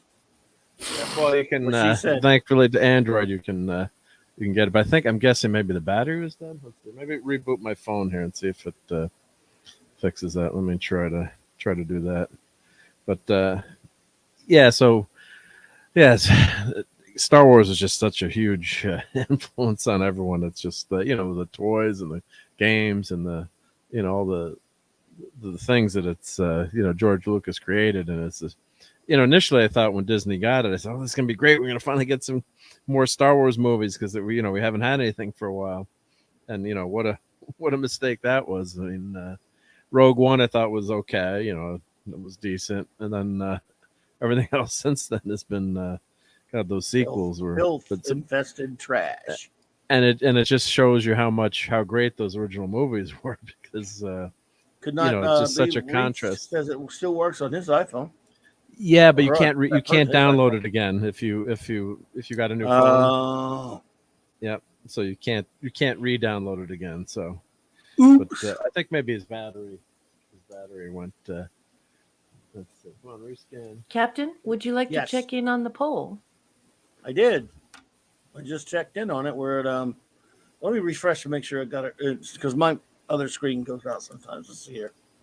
So I'm refreshing here. I'm going to check it. Bop, bop, bop, bop, bop, bop. Come on. What are you doing? Okay. A slow ass computer, folks. Sorry. I wish Hungry Boy was here tonight, because I got a couple of tripwires for him he's going to enjoy. I'm very impressed by the fact that we are only an hour into our show, an hour and a bit, and there are already 51 votes on that poll. So here, hail to the chat. 51. Okay, yeah, that's why I refreshed. Because they're burning it up. So 51 votes. We have Star Wars at 35%. We have the greatest movie of all time, The Empire Strikes Back, at 59%, and Rehash of the Jedi, 6%. There we go. Yeah, people really didn't like Return of the Jedi, hey? Well, I think they're allowed to they're only allowed to pick one. Some people really love it, but very few of them. It's very few people's favorite of the three.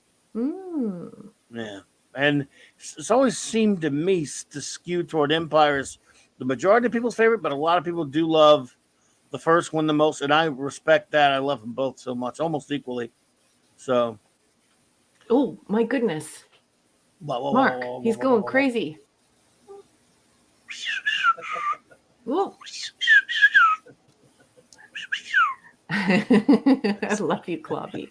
I love R2. R2 should blast that little twerp beach ball. That would be good. Oh, there you go. We got the noise. There's this little whistle. Now he's moving.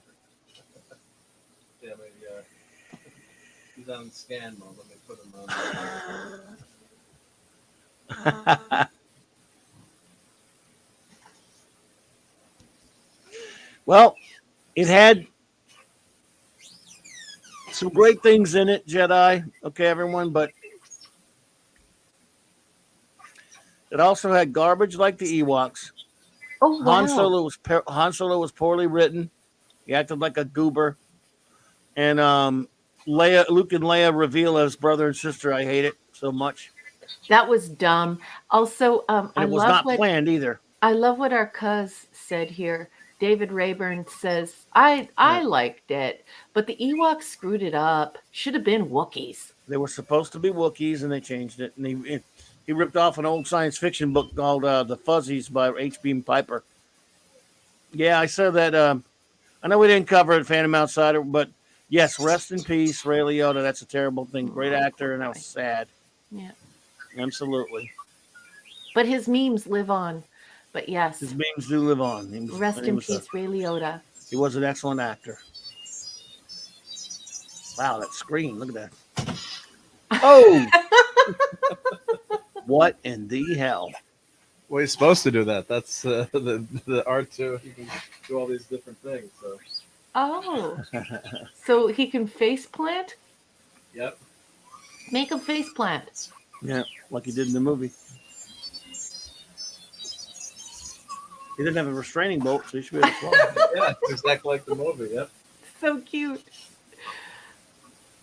He can control his head there. Yep, Jawas didn't put a restraining bolt on him this time. Oh, I remember those Jawas. Jawas. It's funny because, I only watched those films once, and I remember so much of them because they were such high quality films. Those were those little creatures in those evil little creatures in the potato sacks with the with the welding goggles. Yes, they kidnapped R2 and 3PO and sold them to Luke and Glowin. Those were terrible little creatures, just awful, like little minions out of a Bolgia and Dante's Inferno. Yep, and they had a big sand crawler that they traveled in. Yes, I remember that thing, big brown thing. Big old thing. Grifter, hey there. Hey, evening. Good to see you, Grifter. There you go. Well, Max says, I'm off to bed. Good night, everyone. Good night, Max. Good, Max. Good night, man. Thank you for joining us, Max. Thanks for joining us, dude. Good to see you.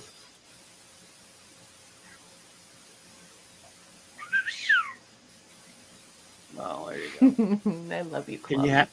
Can you have him kick the crap out of BB-8 or no? Here we go. Ready?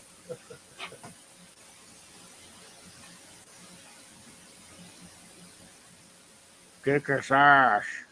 Kick his ass.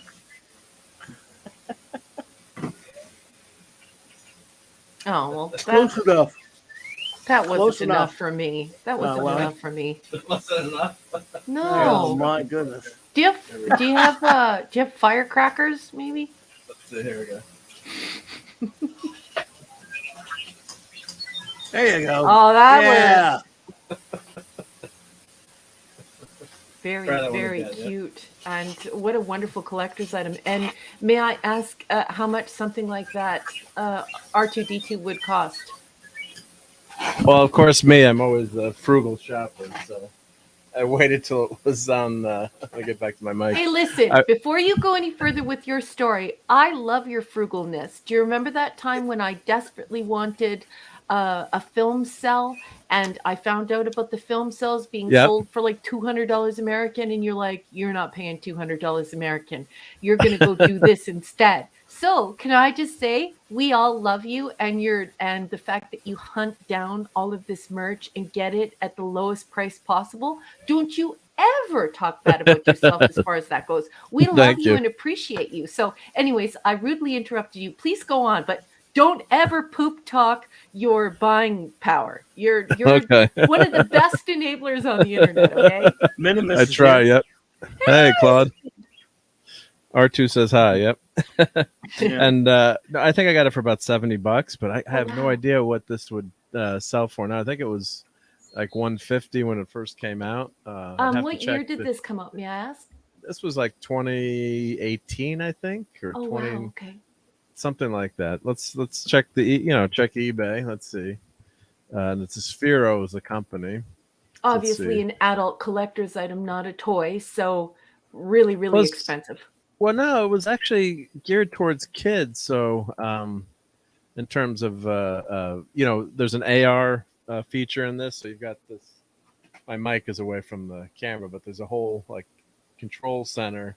Yeah. You can have him patrol your area. There's like an AR. There's a game that you can do. You can have two droids communicate with each other, and there's actually a feature where you can watch a Star Wars movie and with the droid, and he'll react to the movie.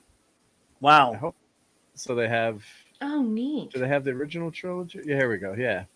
So I haven't done that yet, but I guess it's got a sensor, so it knows and it hears, so it reacts during the movie. Of course, we can't do that now. It shows the movie on there?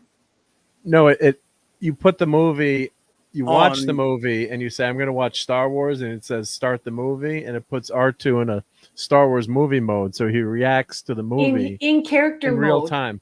So he reacts to the movie in real time, Clubby, as though he's there, you know? Nice. Yep. Yeah. Really cool.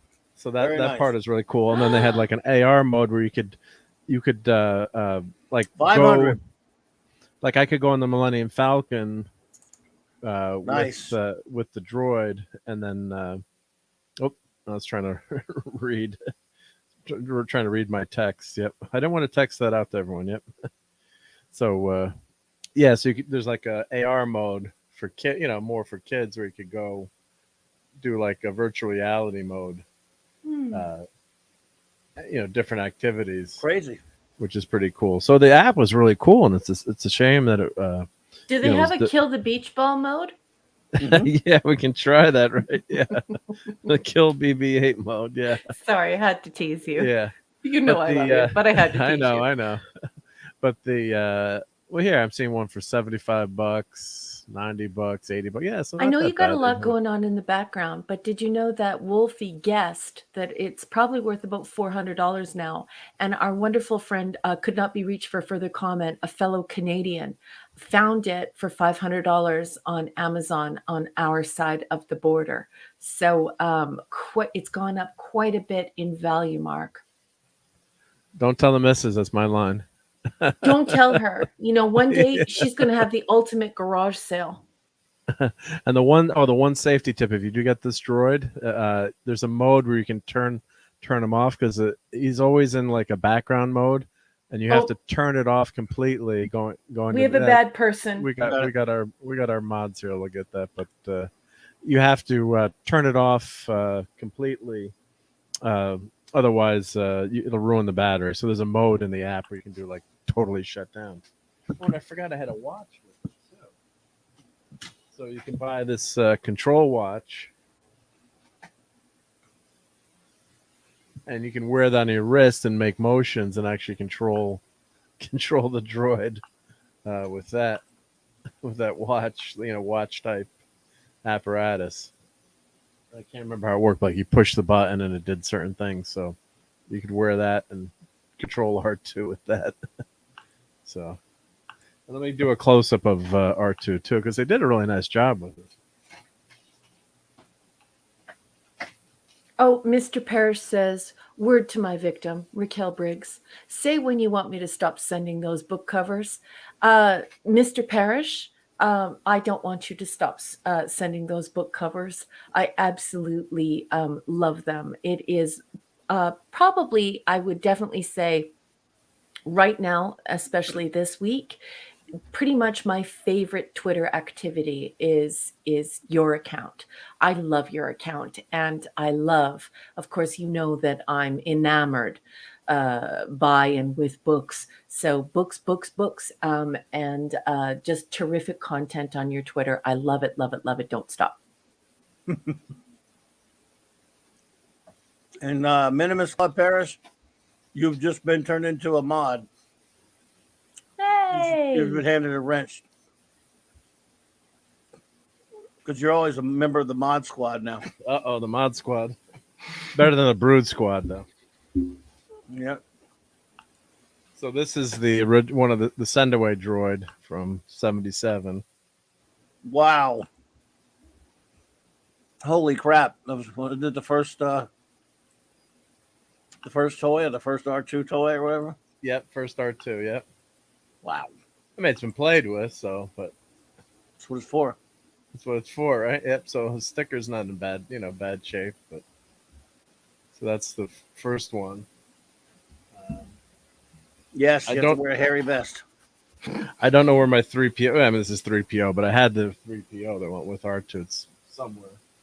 But here's Oh, that looks like that's from our era. Everyone who's around 50 years old, look at that. That's a familiar. That's a familiar friend.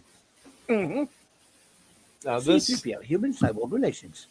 This is a toy from Japan. Mm-hmm. It's a little mini remote control R2D2. that I bought either on ThinkGeek or somewhere was selling. I can't remember now. I think it was ThinkGeek were importing them. So, and this guy is controlled with. I think the batters are dead, but it's a little lightsaber controller. So he goes you can just do forward and backwards. Nice. But it was a really cute little. Very cute. Mini R2D2 there. 3CPO. What year is that one? May I ask? Oh, that's a newer one. Yeah, that's probably from. No, it's classified. You can't ask that question. Let's see. It says Return of the Jedi, but I think it was on the base. But I think it was modern. 2000. Yeah. This one here is. Does anybody have the old ones, the super old ones? Vintage, I know a lot. I mean, of course, my wonderful retro blessing friends have them, and a lot of people are vintage collectors. So they're still, but those things are getting more. They're more and more rare. And I wonder what Scuba Pete's got. Oh, Scuba Pete's probably. I think he's a vintage Star Wars got a collector. lot, I'm sure. Yeah, that's vintage right there. Kennerline. Oh wow. Yellow lightsaber Obi-Wan. So yep. So this is with the vinyl, and here's the. I'll be gentle with disrobing him. Yeah. Yes, please. Or I'll send shin kicks.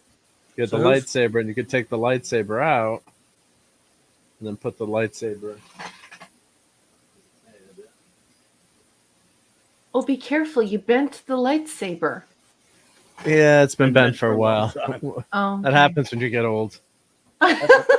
That's the one you had since you were a kid. I mean, right? Yeah. So, and the lightsabers always die too. That's the a painful death, unfortunately. And it's such a crazy mechanism. I mean, it's in his arm. Oh, I don't have the original 6-inch remote R2D2, but I remember that as a kid. I have a Sears catalog from that. And here's Ezra Goldstein is just loving this. He's really enjoying this. Here's Vader, vintage Vader. Oh, that is vintage Vader. Oh, could you do me a favor, please? Would you turn it in the light so that we can see his face? Just turn it just slightly into the light. Really open up his jacket here. Yeah. Be careful, please. Don't wreck it. Yeah. Oh, so cool. Oh my goodness, this is a walk down memory lane. Hey, everyone. Mm-hmm. We're all more than half a century old now. Many of you are, especially me.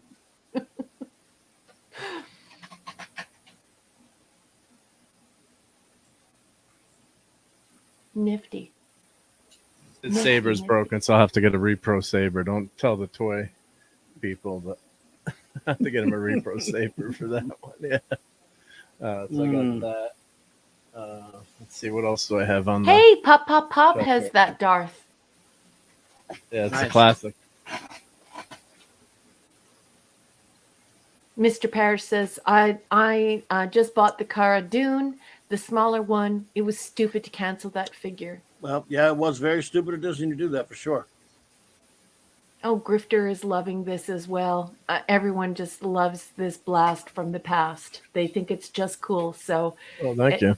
Any other stuff that people who are plus 50 would be? Well, this is newer, but I am not your father. Nice.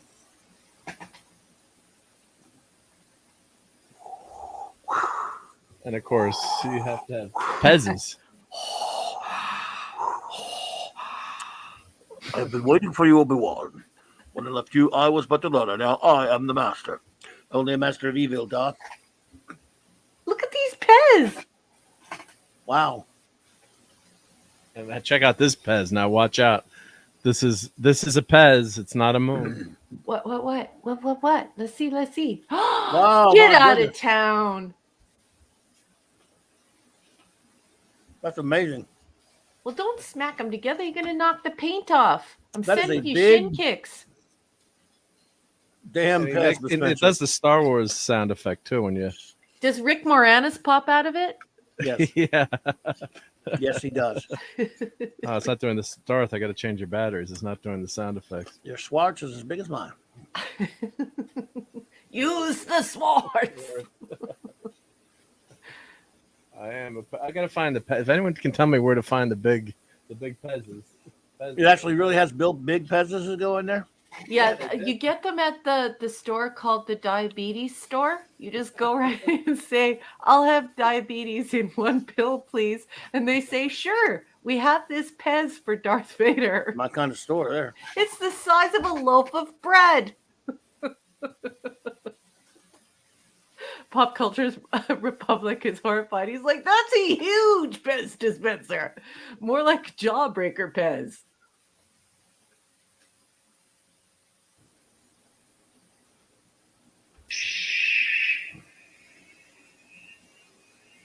Oh, cool. Everyone is really loving this trip down memory lane. Ezra loves it. He says, "This is fantastic, Mark." Oh, thank you. Yep. If any of you have not seen Mark's video, some of the stuff he's done with us over a year ago with all of his toys in his attic, his basement or whatever it is, and his offices and all that stuff when he's taking us on tours, you ain't seen nothing yet. And Phantom Outsider says, Mark D with the C, why is Raquel's take, I think he means what is Raquel's take on the proposed changes to the, and I am assuming he means American copyright law with a limit of 56 years if it passes in 2023. It means 1967 down is public domain. Is this a game changer? Yeah, I definitely think that it will be a game changer. I'm not familiar with this proposal and the proposal to basically half the copyright law, because it's isn't it? Well, in North America, isn't it 99 plus 1 year? So to make it a cool even 100. So yeah, that would definitely be a game changer, and I don't think it would be good for the public, especially now with social media, because I think the public is done with having huge corporations and others rebooting everything. When you think about most of the comic books that you read and most of the films that are popular nowadays, there are things that are in the public domain. These are stories from mythology. They're from orality. They're stories we've been telling our entire lives. Like Cinderella, we've been telling that story, since time immemorial. So I think it might worsen our situation because, who's creating original material now? It seems like no one is. And if they are, certainly the corporations aren't interested in it. So, let's see how that shapes up. But, I would need to see the proposal and see why they want to change it and what benefit. But in this digital verse ecosystem, I'm struggling to see the benefit of it at this time due to the constant recycling of our culture. And we're still telling stories of Greek mythology, and the corporations are taking over Viking mythology and Greek mythology and using that to make money. My goodness, if they get their hot little hands on privately created stuff, it's going to be just regurgitation 24 hours a day. It'll be a giant cultural vomit session that will be never ending. I may just cut ties with planet Earth and go live on a small island somewhere.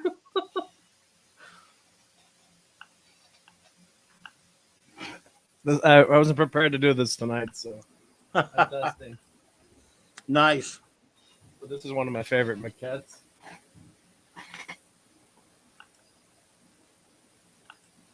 Love it. And the funny thing about this was the missus was like, I don't like the way she's sculpted. And then I found there's a scene in Carrie Fisher's movie that's on HBO or documentary, and then she's got a life-size statue of this that they gave her. She's got the smaller one too. They've got a life-size one, and of course, she's not only, God bless Carrie Fisher. she goes up and she cups her own boobs on the statue. That's a sense of humor. She's like, she makes a joke like, it used to be much better, some kind of off-color humor. But I just love this my cat, and she was the first one of the great kick-ass female heroines in movie history too, which people kind of ignore, or we don't ignore, but it seems to be not mentioned. But that's why my sister loved, she loved Princess Leia. I loved Luke. So it was you had all these great characters that she was her own individual. She when they're rescuing her, she just grabs the rifle. That's what kind of rescue is this? She takes charge. Yeah, Phantom Outsider. Phantom Outsider says, think about it. 80% of the DC heroes and original Marvel lineup all in the public domain. Yeah, and they're in the public domain, but they're already a part of our cultural phenomena.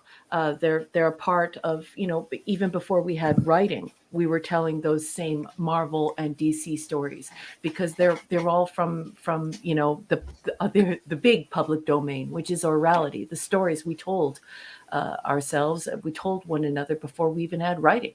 And so now we've imbibed them, I think, at the maximum level. And I'm just, if that's all public, plus all the private stuff that people are actually like creating, and it's new stuff, and it's in danger after such a short period of time. My goodness, imagine how much the corporations will try to maximize the potential of all of those IPs by wringing the life out of them. There'll be no moisture left in anything. It'll be like an old rag. They'll take all the good things and just wring it out into a horrible, rag that you'll just want to discard. It's very sad. Yep. Well, there you go. That's for sure. Wolfie says, didn't they get around the public domain thing by just slightly changing the IP and taking out another copyright? Well, Wolfie, that's really a case-by-case basis. When you're looking at the way that they're moving these story ideas and storytelling devices around and changing them, lawyers have become really clever about it. But this constant circular motion of regurgitating our stories, I think people are tired of it. I know personally I'm tired of it. So I think this law will make it worse. But saying that, I do have to say that I'm unaware of this proposal in the United States. I would need to look into it in Canada and see what's happening with it, why that's going to be done, what the rationale is behind it, and maybe look at what other people in communications and technology are saying about it. For me, I definitely worry about its impact on culture, and this insatiable appetite corporations have for reselling us things as though they're new, even though they're old. And they just keep doing it, and people just keep buying it. And it's killing art, and it's killing entertainment. So sad. Someone mentioned it last night, and I've not really heard much about it either. So it's something interesting to look into, but I have not heard. And Mark's going to be in trouble if he leaves a Pop Funko on this screen too long. Well, he gets a pass because it's Cara Dune. It's a pass, right? Yeah. That's the only reason, because it's Cara Dune. Yeah. She's quite lovely, isn't she? Even though I hate stupid Funko Pops. Poo Pops. Poo Pops. Yeah, Mr. Parrish says, I've always detested the term franchise regarding movies. I refer to them as series. Franchise makes it sound like you sell hamburgers or power tools. Well, that's exactly what's happening now. We used to think of records done by artists, and they were these works of art, and you were going and buying a record. And then you had people like Garth Brooks get up at an awards ceremony, several decades ago, well, a few decades ago, a couple of decades ago, and say things like, that music is now product. And I'm not throwing it all on Garth Brooks' shoulders. Certainly not. He's not responsible for this debacle. We are, because we choose to buy it. But yeah, Mr. Parrish, I'm a fan of art. I'd like us to get back to where we were in the 80s, where people were taking some risks, 70s and 80s, taking some risks and making some new things. And we had storytellers instead of corporations bringing us entertainment. Right. I have nothing against corporations hiring artists and storytellers, but I definitely don't mistake that for what's going on now, which is a bunch of teleplay people in with some marketing people and psychologists sitting together, devising an IP that will be the next billion-dollar franchise. And they don't. They want everyone from 0 to 100 to watch it. They want men, women, children, seniors, any kind, every single person on the planet to watch it. And I think that's preposterous. I think it's insane to write a story with the intent of making sure that you'll make $1 billion off of it. I think that that's dumb. And I hate it. And I want to, because I'm frothing on here, I'd like to welcome Pleasant Valley Picker and Scotty. Scotty and Pleasant. Hey. Not more. We're more Canadian friends in here. Yeah. So this is one of my favorite tools. Whoa. Troop transporter thingy. Yeah.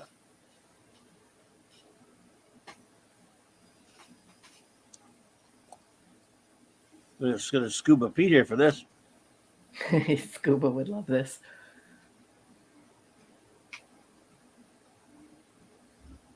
Does the record Wolfie's inside still play? Yeah. Says Wolfie. I don't know, does it? I've never put a battery in this guy. Did Mark hear that? Battery cover here. Yep, I can hear you. I'm just away from the mic. Oh, okay, I got you. But yeah, so the troop transport that didn't appear until The Mandalorian, actually. So that was a toy they came out with, and there was a Sears exclusive with it. And go to the restroom before entering the troop transport. And so it finally did appear in The Mandalorian. It was just a fun. You just made Pop Culture Republic yell.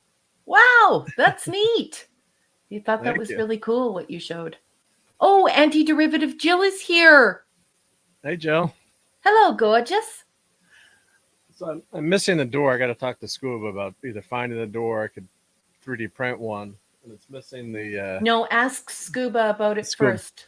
Yeah, no, I'll Scuba. Yep, and then there's a battery cover that goes. I've never put a battery in this to see if it. Let me get a battery and see if it. You have a request from Wolfie to grab a battery. Make that happen for Wolfie. Yeah, here we go. Yep, I'll be back. Yeah, Pleasant Valley Pickard. In the 60s, 70s, and even 80s, Hollywood still had an appetite, and the public still had an appetite for genre, genre film, and storytelling.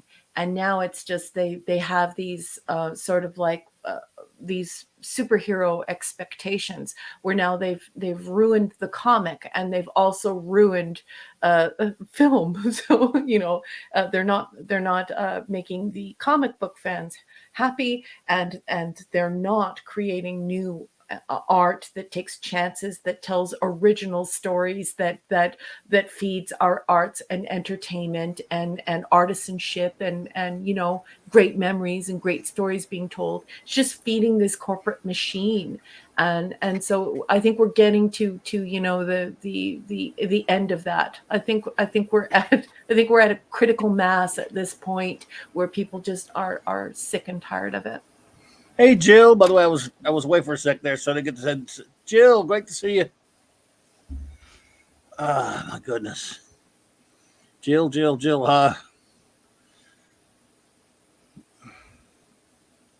Oh, and Wolfie, Kal-El's asking Wolfie, forgive my ignorance, but did they use an actual record for the sounds on this particular toy? So we're getting some really interesting conversation going back and forth between Stephen M. and Wolfie. Wolfie said that if it doesn't work, Michael, our great friend from Retro Blasting, has a great video on how you might get it going again. Just need the pencil with eraser. Worked for mine. Wow, I didn't know how to get a video on that one. Wow, weird. That's terrific. He usually does. Michael knows how to fix anything. And he's done a lot of great toy restorations. What? There's a little plastic record?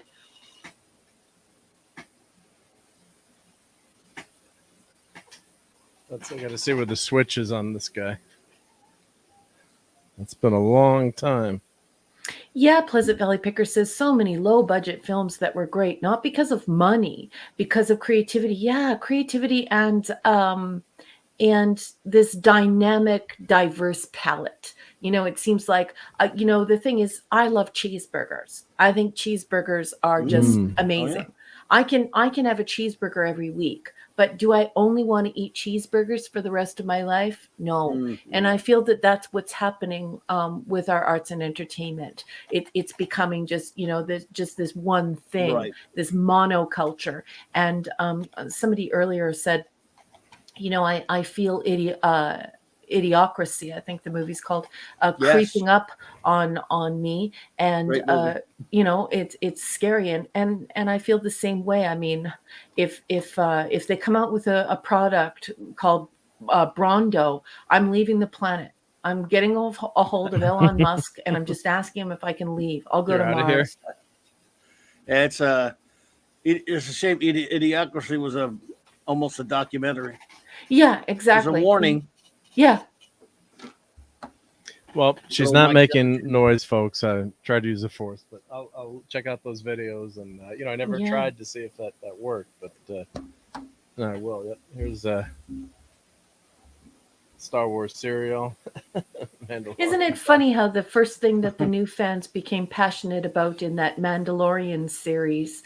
I was with Orville Nation when the Mandalorian series came out, and we were interviewing people from the Mandalorian, and I became friends with Bernard Boulin. And isn't it funny how everyone got so attached to the Baby Yoda? Once again, this reintroduction of this puppeteering. They loved the puppet. It was you know, trying to endear us to that nostalgia again. Yeah, exactly. The Grogu. Scotty doesn't like Grogu. Well, that's all right. I don't like him much either. No, and I don't think that it's good to do that as well, Scotty. But you were not a party to the conversation we were having before you arrived, where we were talking about how the original Star Wars trilogy sort of launched more than a decade of, well, nearly or 2 decades or more of these wonderful shows that had puppets. We had Frank Oz and Jim Henson making all of these wonderful imaginary worlds that sparked our imaginations. So really, really cool stuff there. And I'm just going to get to work reporting this scumbag that will not leave our chat. Yeah, it's just, we have a scumbag in our chat. Oh, yeah. And I'm just making sure bots. That this person is not only getting deleted, but that they're getting reported. Hopefully we can get them shut down. 55 votes, and Empire's at 60%, leading the way. Star Wars at 35, and Rehash of the Jedi at down to 5. Yada, yada. I can't say I'm sorry. Yeah, and Mr. Parrish says the Muppets were even on Saturday Night Live. Yeah, and it was a wonderful phenomenon, wasn't it, Mr. Parrish? Because we had adults agreeing to seeing these puppets in movies thereafter, and in very adult ways. You know, Gremlins being a horror movie, and kids watching Elf, and like I was saying earlier, the Dark Crystal and the Never-Ending Story, and all of these beautiful films that obviously I'm on a stream, so I can't think of anything because I have stream brain. But we had such a long line after that of this gorgeous work in puppeteering and modeling. It was just so inspirational to everyone. It was really a wonderful time for film, a wonderful time for storytelling. Hell yeah, Jill, you're right. Dude, how many Star Wars toys did you bring down, dude? I don't know. I didn't think I had that many Star Wars toys. So this might take me a few minutes to put away, but I guess I do have a lot of Star Wars toys. Yeah, and the Muppets actually originated on Saturday Night Live. Yeah, well, that was their first TV appearance. Exactly. I have watching it on the DVDs. Oh, and I did a video on this figure about a year ago. Really cool Black Series figure, of course. The great scene from Empire when 3PO is taken apart and Chewie, I don't know why, but he saves him, and so I thought this was a fantastic figure. You can put 3PO back together, but what's the point? I mean, if you have this figure, you're gonna have him like that. And here's in Labyrinth, wasn't that the one that had?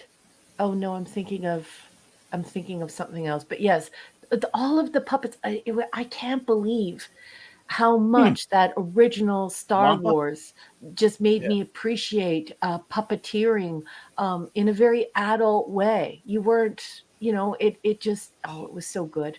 It was good stuff. There they are again. I got them.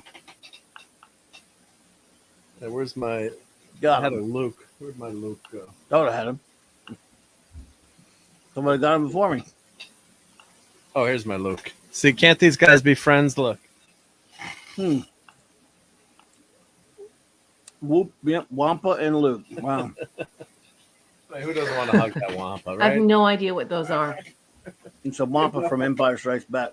Ah, the big white abominable snowman? Yes. Yeah, but isn't he cute? Come on, he just wants to rip your arm off. That's all.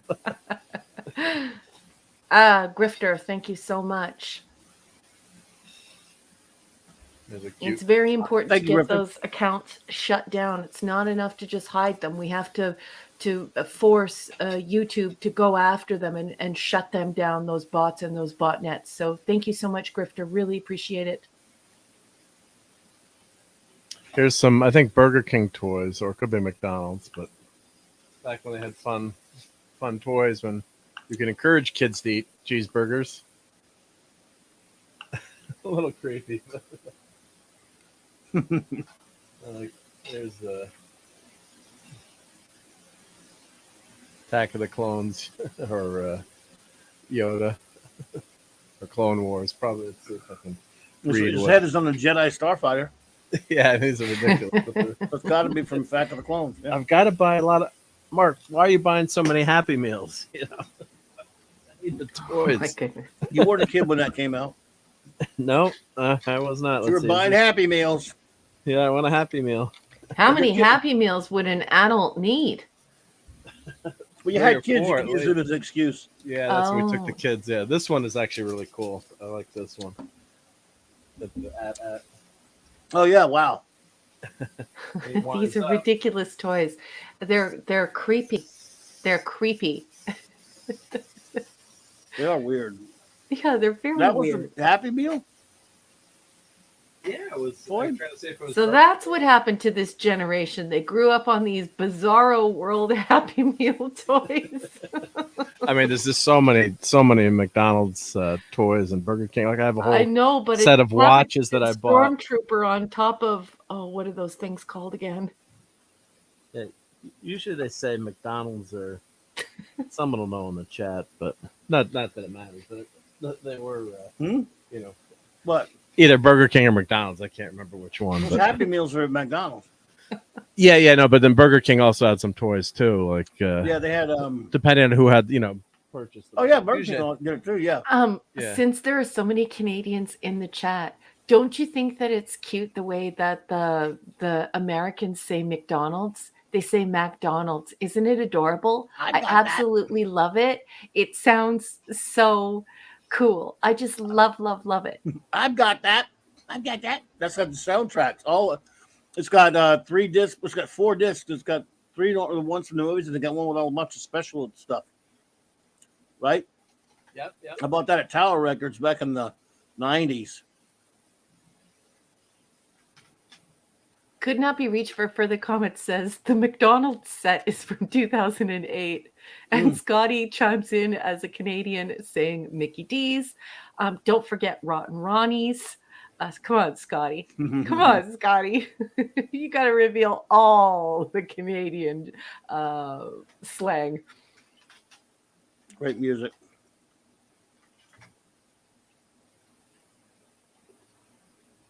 Yeah, so that's just the stuff that's in my in my office. So let's see. I have a couple. I grabbed a couple books today to show too. So here's my copy from 1977.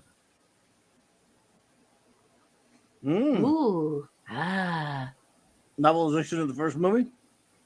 It's got George Lucas as if he wrote the novelization, which was Don. I think he did. I think Donald F. Did it? You think he did it? Or? No, I think Don Glett did it. Probably. I can't imagine George had time to write the freaking book and do the movie at the same time. George, I doubt he novelized this movie. No. Yeah. I'm gonna throw something up on the marquee because it's from Pop. Mm-hmm. Pop Culture Republic says, okay, here's one that might stump some. ... Does anyone have the Star Wars trilogy VCD box set? VCD, not VCR. No, that's the video. It's like a laser disc. It's a laser disc or something, right?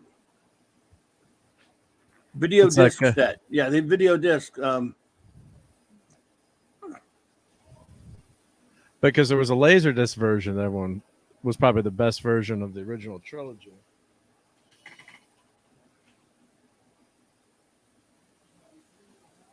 Hey, Canadian Spider-Man. Canadian Spidey. Wow, there you go.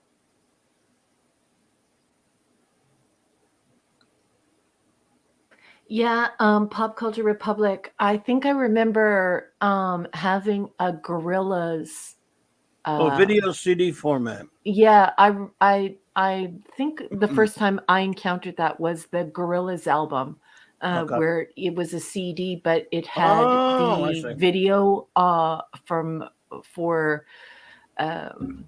music television on it. I don't have from MTV. You mean? Yeah, I don't have that. No. Mark doesn't either. He might. I'm just kidding. I do have some video. Now that you remember, yeah, there was like a CD with video. I have some Saturday Night Live episodes, and I did buy some stuff. It's in the basement, but I don't remember. I don't think I have Star Wars, though. Well, that book's in the kind of shape that a lot of my paperbacks are in. That's water damage, for one thing. They smell good, though. They smell so good when they're in that kind of shape. Anti-Derivative Jill says, nice book. I love me some books. And I love how Pleasant Valley Picker is an exhausted geek. He says, how many bloody formats has there been over the decades? Quite a few. BC, people just love collecting. Geeks love collecting and then learning about the collections. So, they spend so much money on it and they just know so many things. It's a lot. Yes, sir. Yes, sir. Yes, sir. Somebody wrote their name on there. Yeah, right. Did you see it? Yeah.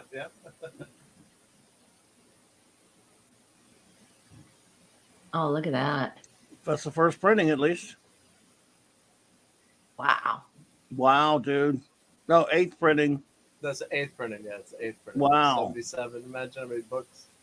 Yeah, the Pop Culture Republic. That is the order in which I remember. Actually, though, I think I remember it as beta. That's look like a library copy. Yeah, I think for mine. I wanted Raquel to see that. It was discarded from the library. Oh, that's terrible. A librarian is somewhere yelling your name. No, like they gave it away. No, it's discarded. It's discarded. It's stamped. It's stamped discarded. Yeah, so it says Pop Culture Republic. Here is my order. It goes Beta, Laserdisc, VHS, VCD, DVD, Blu-ray, and I'm not doing the 4K. So my list is close to yours. I still have all my VHSs, is all I know, and a ton of DVDs, and even a bunch of Blu-rays. And so you can see the stamps from the library there when people took it out. 1977. Look at that. And then they discarded. COD branch. Yeah, Costco. Yeah, it's Costco Library. Yep. But they discarded it, so I can see that my mom got it for me, or somehow she was a thrift shopper too. So, and here's Jedi. Mm-hmm. Oh, that's a nice shape, except for the coffee cup stain on it. Put their coffee cup on my book. And imagine that 8 pages in color. Oh, Pop Culture Republic. I did not have Beta. I also didn't have VHS. Well, I had VHS much later. I did not have Laserdisc. I grew up of very modest means. So we actually used to rent our Betamax from the Red Rooster. And then, of course, a Laserdisc we couldn't afford. We had friends that had the Laserdisc player. And then we did the VHS, and we rented it at Red Rooster. I remember 8mm. Absolutely, we had an 8mm camera and player. Yeah.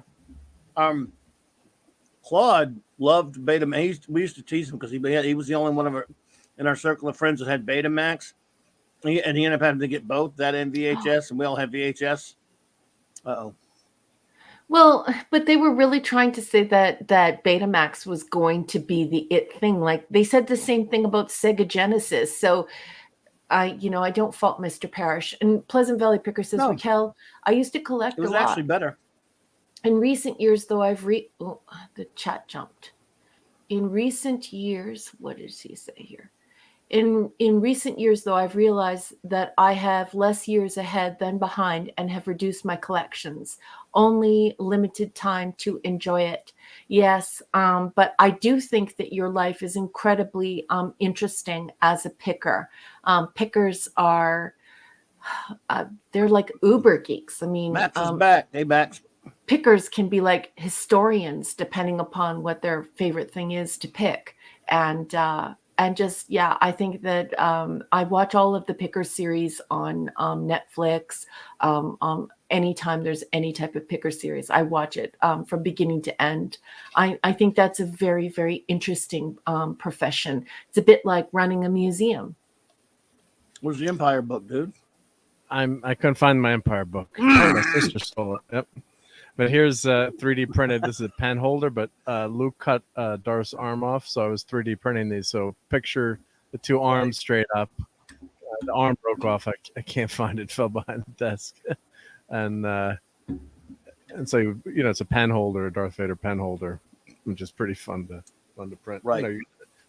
Justify having a 3D printer. So this is a little Grogu that I 3D printed.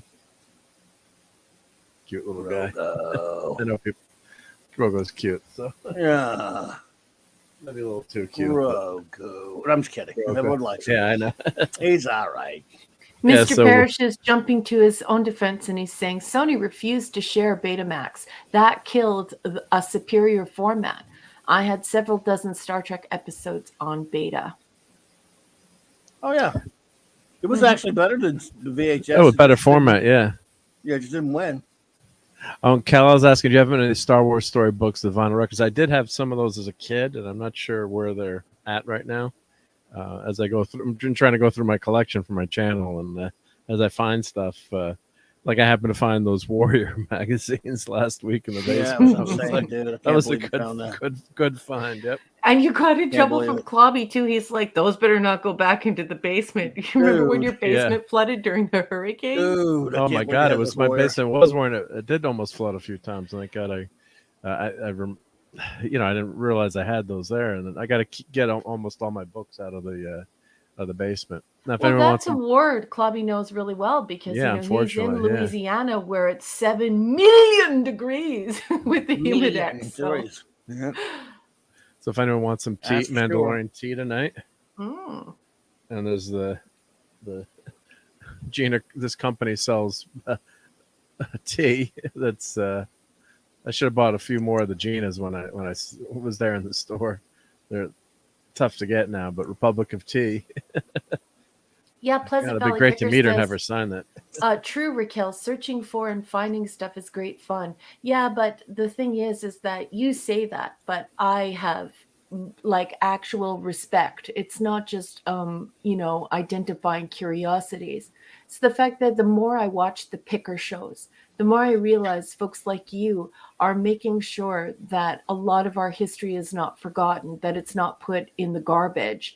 And I think a lot of people at these estate sales and a lot of people that, you know, go and look in these picks, you know, they're rescuing items from the dump because people don't know the value of them. Families don't know the value of them. Look at that one comic book episode from those pickers in British Columbia where you live, Pleasant Valley Picker. That whole collection of comic books was saved, and there were firsts in it. And if those guys hadn't been there, it was basically like Clobby and MARC going into a pick, and they rescued all of those glorious, gorgeous comics. I mean, picking is so important. It's more than just your own personal pleasure. It's about finding things that and rescuing things from their destruction, beautiful pop culture things, pop art, and things from our history, the beautiful dishes, the comic books, the rocking chairs, the telephones, the old gasoline signs.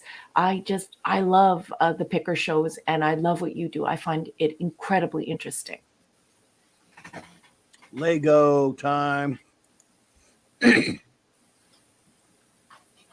So Lego. So there we go. He knocked down the ad. Oh, Ezra has to leave. He says, I have to go now. Good night, everybody. Ezra Goldstein, good night. Good night. Ezra, take care. Have a great night. We appreciate you being here.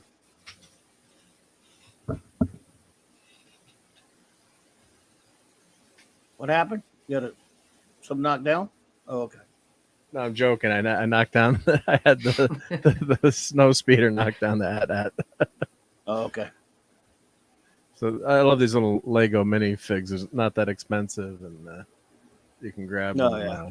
They're fun to build, and they're. Oh, it's just a Lego. It's not my Batmobile that I broke the hood on. Oh, he lost a leg. Oh no! We can rebuild him. You know, when you drop stuff, it always falls under your desk. We can make him better. I'll get it later. Yeah, Better. I'll get it later. Stronger. Faster. That's the Bionic Man. Yeah, I love it. We have oh, the Pleasant Valley to make Picker, the my world's pleasure. first. You keep doing what you do. Keep rescuing all that stuff. And being a part of that whole cycle of rescuing our pop culture from the garbage dump, because some of it is just absolutely gorgeous. And yeah, I love it. Man, how much stuff you got there, bro? It's pretty damn cool. Yeah, I mean, I'm embarrassed. I only brought one thing from Star Wars. I mean, this is just like I'm around my desk. I only have one prized possession from Star Wars. From my Star Wars, I don't have a Star Wars collection at all now. But the weird big decapitated heads—they look stupid. Those are stupid. Make a gilded channel. What does that mean, Grifter? I'm not sure what that means. Is there another platform? Oh, on Gilded, you mean? Oh, it's like Discord. On Gilded, I've heard about that. Oh, okay, it's like Discord. No, well, we do have a Discord that Mr. Angel set up for us so everyone can interact with us. There's a Discord. We can get a link in there for you.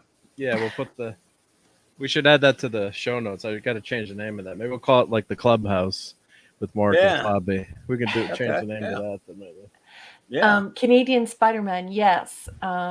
You will all remember a while back when I was letting you all know about the word maker and about how people who are independent artists and they make things from pop culture, how they're called makers. And everybody thought that was really cool. And yes, a picker is actually a job. All right, Scotty. Good night, Scotty. There are people who are, imagine Clobby going, and instead of opening up a comic book shop, he decides that he wants to start like an antique store or just a nostalgia store. Let's say he wanted to do like all comic book and creature feature nostalgia. Well, he would get phone calls from different picks, from estate sales and people selling things and pickers selling to other pickers. He would get those phone calls and he would go out with a van and he would be a part of bidding on them.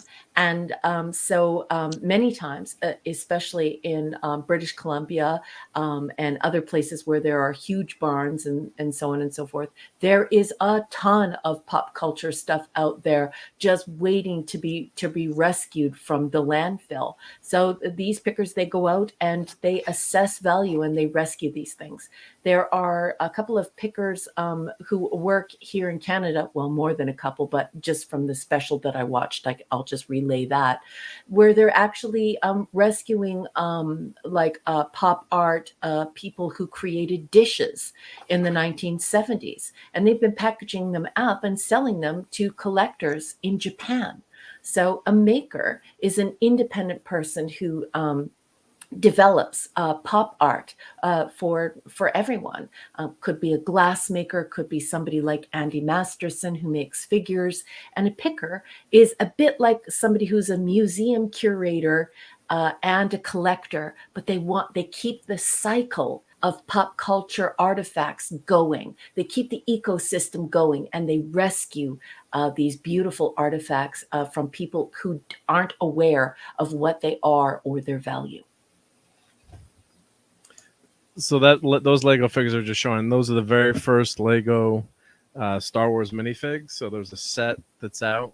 I have a video on my channel on these figures, and my son got into Lego. He's like, "Oh, Dad, you have those? Those are so cool. Those are tough to get." So like, there are boxes of minifigs that came with 3 figures. So if you look on my channel, I have a video on these. But nose pickers, good one, Matt.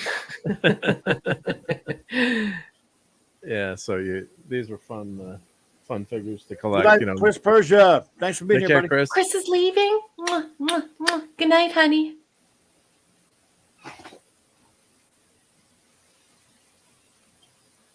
Yeah, Pleasant Valley Picker. I could not believe how much that 70s home decor is going for. And I could not believe that, you would be getting $20, $30, $40 for just regular, like Anchor Hawking glasses with a specific pattern on them.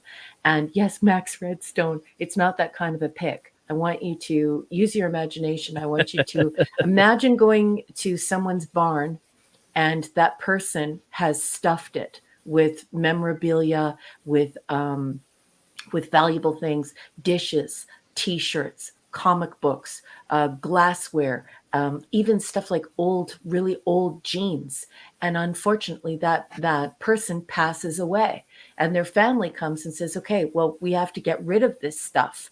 And so it's either going to the landfill or it's going to be going up on an auction, or we're going to have people come here and we're going to have a big garage sale or a big estate sale and we'll host it ourselves. Where the name picker comes from is they will actually go through these terrible barns that have rats and mice and bats and all this horrible stuff. They'll go in there with a hanky over their face, and they'll actually pick through the stuff and rescue it from the clutches of the landfill. Ooh. Wow. Thank you, Max Redstone, for the $5 super sticker. Appreciate that. You were too kind, my friend. Appreciate Thank you, Max. Master of Limnix there. Thank you. Dude, how much stuff you got, man? Good Lord. And by the way, that Wampa looks more like the abominable snowman from Rudolph the Red-Nosed Reindeer. Yeah, right. That's a Lego Wampa. Yeah. I guess I do have a lot of stuff in this room. Yes, Pleasant Valley Picker. Mid-century modern furniture is bizarro world expensive right now. What the Chesterfield that you could not get rid of, the sofa you could not get rid of, you couldn't give it away to the Sally Ann just 10 years ago. You could now sell through a picker or through an antique shop for $6,000-7,000, and 10 years ago you couldn't give it away. And Pop Culture Republic says pickers. There was a show called American Pickers where two guys went around buying things from people. That's it. Mm-hmm. Used to watch it on and off. Have no idea if it's still on the air. Oh, you owe it to yourself to watch it. You would not believe how many people are like Mark. And don't take this the wrong way, Mark, but at the end of their life, their family is overwhelmed by the value. And so they have to call someone in like Mark or Clobby to rescue that stuff and assign value and get it back into the proper hands of other collectors who will care for it and lovingly preserve it the way that it should. And then Phantom Outsider says, so pickers, they pick up after hoarders. I would not use the word hoarder when discussing Mark, but yes, it does involve people who hoard artifacts.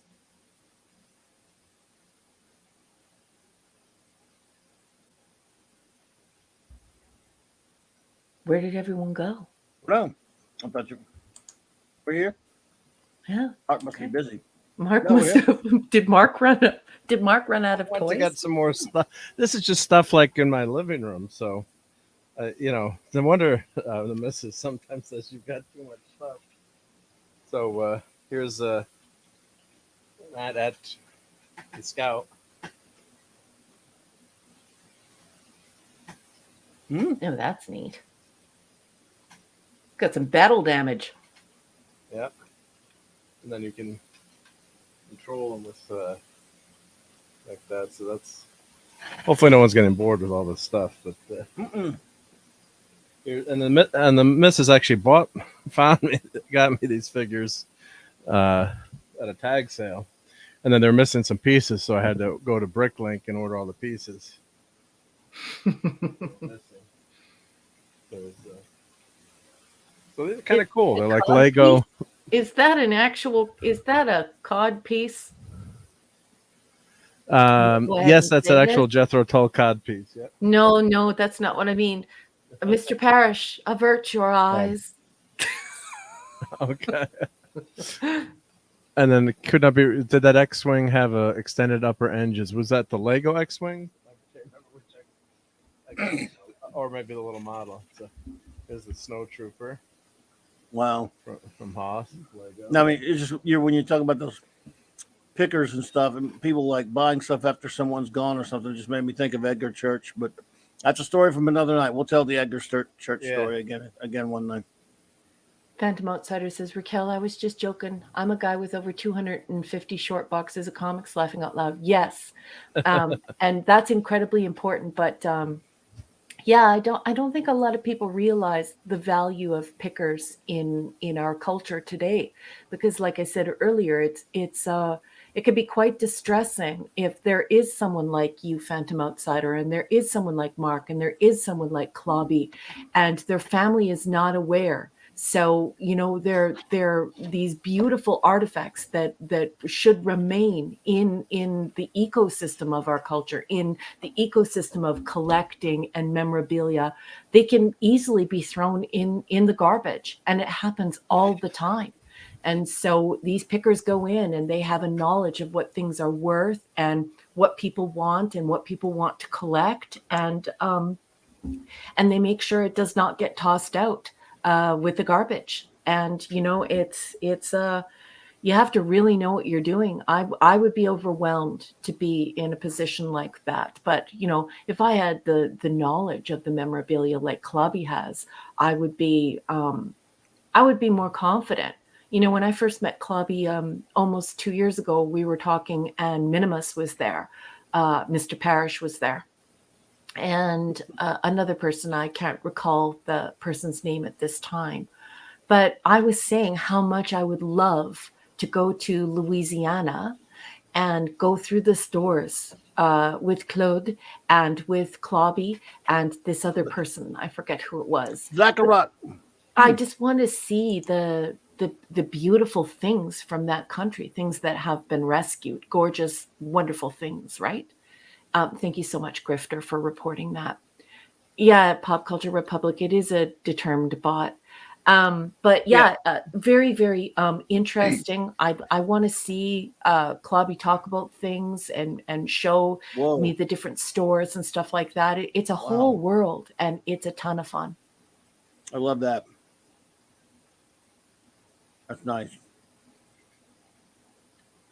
Wow. So that's a Christmas ornament. Uncle would allow it. How did my father die? Well, time to change his batteries. It's your father's lightsaber. This is the weapon of a Jedi Knight. Not as clumsy or random as... Your father wanted you to have this when you were old enough. Your uncle wouldn't allow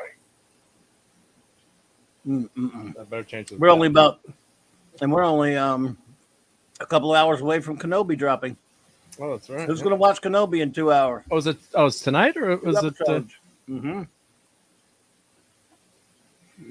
3 o'clock for you. Oh no! Wow. BC says, "I loved American Pickers, but I haven't seen it in ages. Apparently, Frank Fritz had a falling out with Mike Wolf and was fired in 2020. Kind of sad." Oh, that is sad. That is sad. You know, I was just thinking, one time I acted as a picker, and it was very briefly, but I received a telephone call from a neighbor, and the neighbor was like, "I need you to come over to my house because my father passed away, and he has these boxes of books."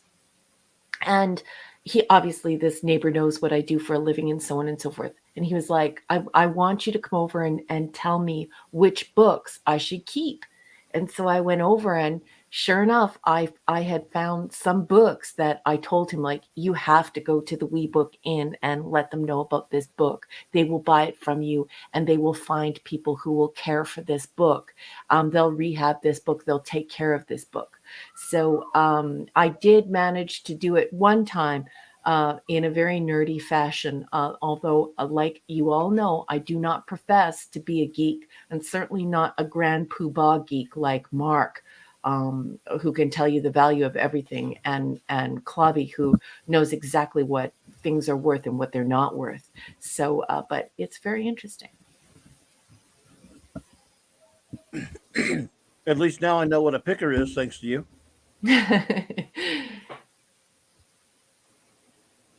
I mean, I had no idea what that was. So you just explained it. It's a lot. It's a whole world. It's just like that maker world, you know, where like you have these makers, and it's like a welder who like makes incredible works of art and sells them, or a glass blower who makes incredible chandeliers and sells them. And it's the same as what Andy Masterson does, you know, and Mark does it too. I'm trying to push Mark into being more of a maker, because Mark takes his time with things, and he does a good job with things. I've commissioned him to do something that he's still working on for you, Clobby. But I want it's to almost see, done. I want to see Mark. I'm not going to tell you when I send it, so then you have to accept it. Yeah, he'll have to accept it. But I think Mark, he might like it after a while. I think that Mark has huge potential to become a very talented maker, because Mark knows the kind of stuff that we like that's not being made by the corporations. So I'm encouraged, because Mark is like my husband. He can do programming engineering, so he can write the programs. He can see what is required. He can render a drawing, and he can input that drawing into a program and have it printed. And to me, that's very exciting, because it takes the power away from the corporation, and it also empowers people, because then suddenly people can get a piece of art from someone who made it, an artist. And it's and most of the time it's something that you could not possibly get a corporation to make. So it's a very, very interesting process. And pickers and makers are integral. I don't care what part of the world you're from. Don't correct my pronunciation. But they're integral to this entire ecosystem of geeking. And they're also important to nerds. If you collect, classic books, classic tales, and you want those original books and stuff, the pickers are you need them. That's who is going to rescue your first edition Star Trek book from a yard sale and know immediately what it's worth, and that it belongs in the hands of someone who will love it and take care of it and knows what it is. But when you don't know what something is, wow, it could be pretty dangerous, because the stuff we love will end up in the dump. It will end up in the landfill, and no one wants that. No, absolutely not. What you doing, Mark? I just grabbed a couple more things. Yeah. Holy Christ. And this is not planned. This is just, so this was, my nephews actually stopped playing with this, and they gave it to Uncle Mark. I did not buy it for him, but I think they ended up with two of them. And they're like, Uncle Mark, do you want this? I'm like, yes.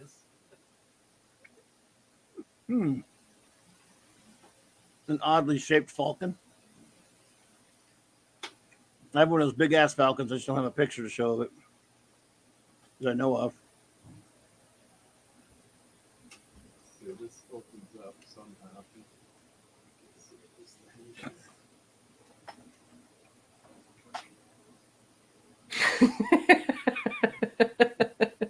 Wolfie, what in the spice mine is that? That is a very weird version of the falcon, bud.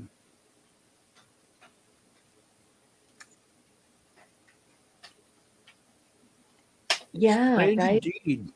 It's very chunky. It's thick. Yeah. So this was a kid's toy line. Oh, okay. And there's a whole toy line with the toys of the same size and all made to fit these toys. So they're just really cute. And I bought some of these for my son. I don't have any of the figures. I do have the figures, but I won't grab them now. But there's a whole line of Pop Culture Republic says your falcon was on a pizza diet. Yeah, that's for sure. But this is really cute. And so this is on the top of our hutch in the dining room. I guess I sneak toys into the room, and then the missus just gives up after a while. So this is like in our formal dining room, on the top of the tall hutch. Yeah. Mm-hmm. Derivative Jill, that is a very cute comment. She says that is a giant Star Wars Polly Pocket. There you go. There's the classic, yeah. With the round antenna, not the square rectangular one. Damn it. Mm-hmm. So, real deal antenna. The falcon responds. This is from Pleasant Valley Picker. The falcon responds, I ain't chunky. I'm just big boned. So cute. Get Leia back out of the view here. Yep. But of course, I have mugs and trinkets, and I got so many. Plus, I was buying the kids' Star Wars toys too. So that was my excuse to end up with a lot of toys. So, of course, Star Wars. The Clone Wars Clone Wars sold a ton of toys. The animated series for Star Wars. So it was a great excuse to have to buy a lot of those with the kids. So I guess I have more Star Wars stuff than I thought. Just right around me. Because Marvel and DC are comics and Star Trek, but don't believe him, folks. This is just one room. There is a reason why I have seen large portions of this man's house. There is a reason why I want to open a museum in his name in his hometown. This is just one room. It's just the beginning. Yeah. Oh, the Micro Machines place. It's Wolfie. Yeah, those are really fun. Yeah.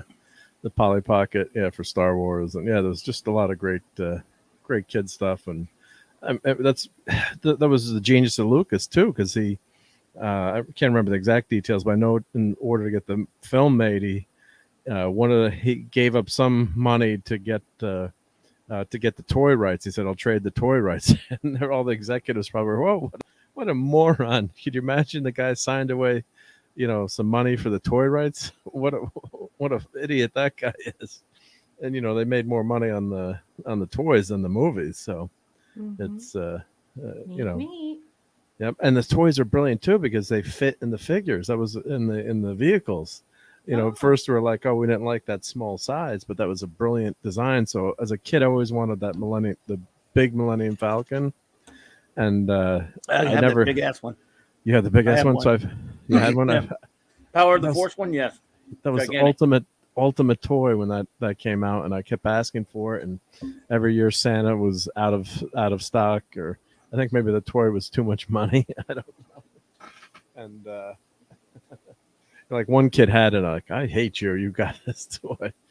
And then I did buy it years later when they came out with the repro, or not a repro, but when the sequels, prequels came out, they had the Millennium Falcon again. So as soon as that came out, I'm like, that is mine.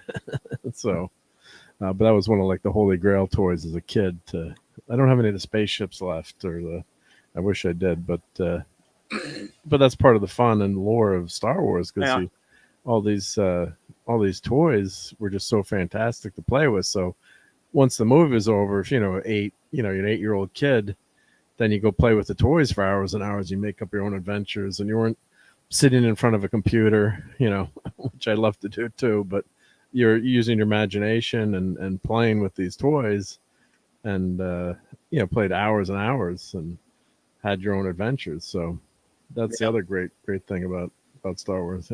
Did you see this wonderful comment left by thank you, Pop for Culture. you? Thank you. Yep. Yeah. I agree, Pop.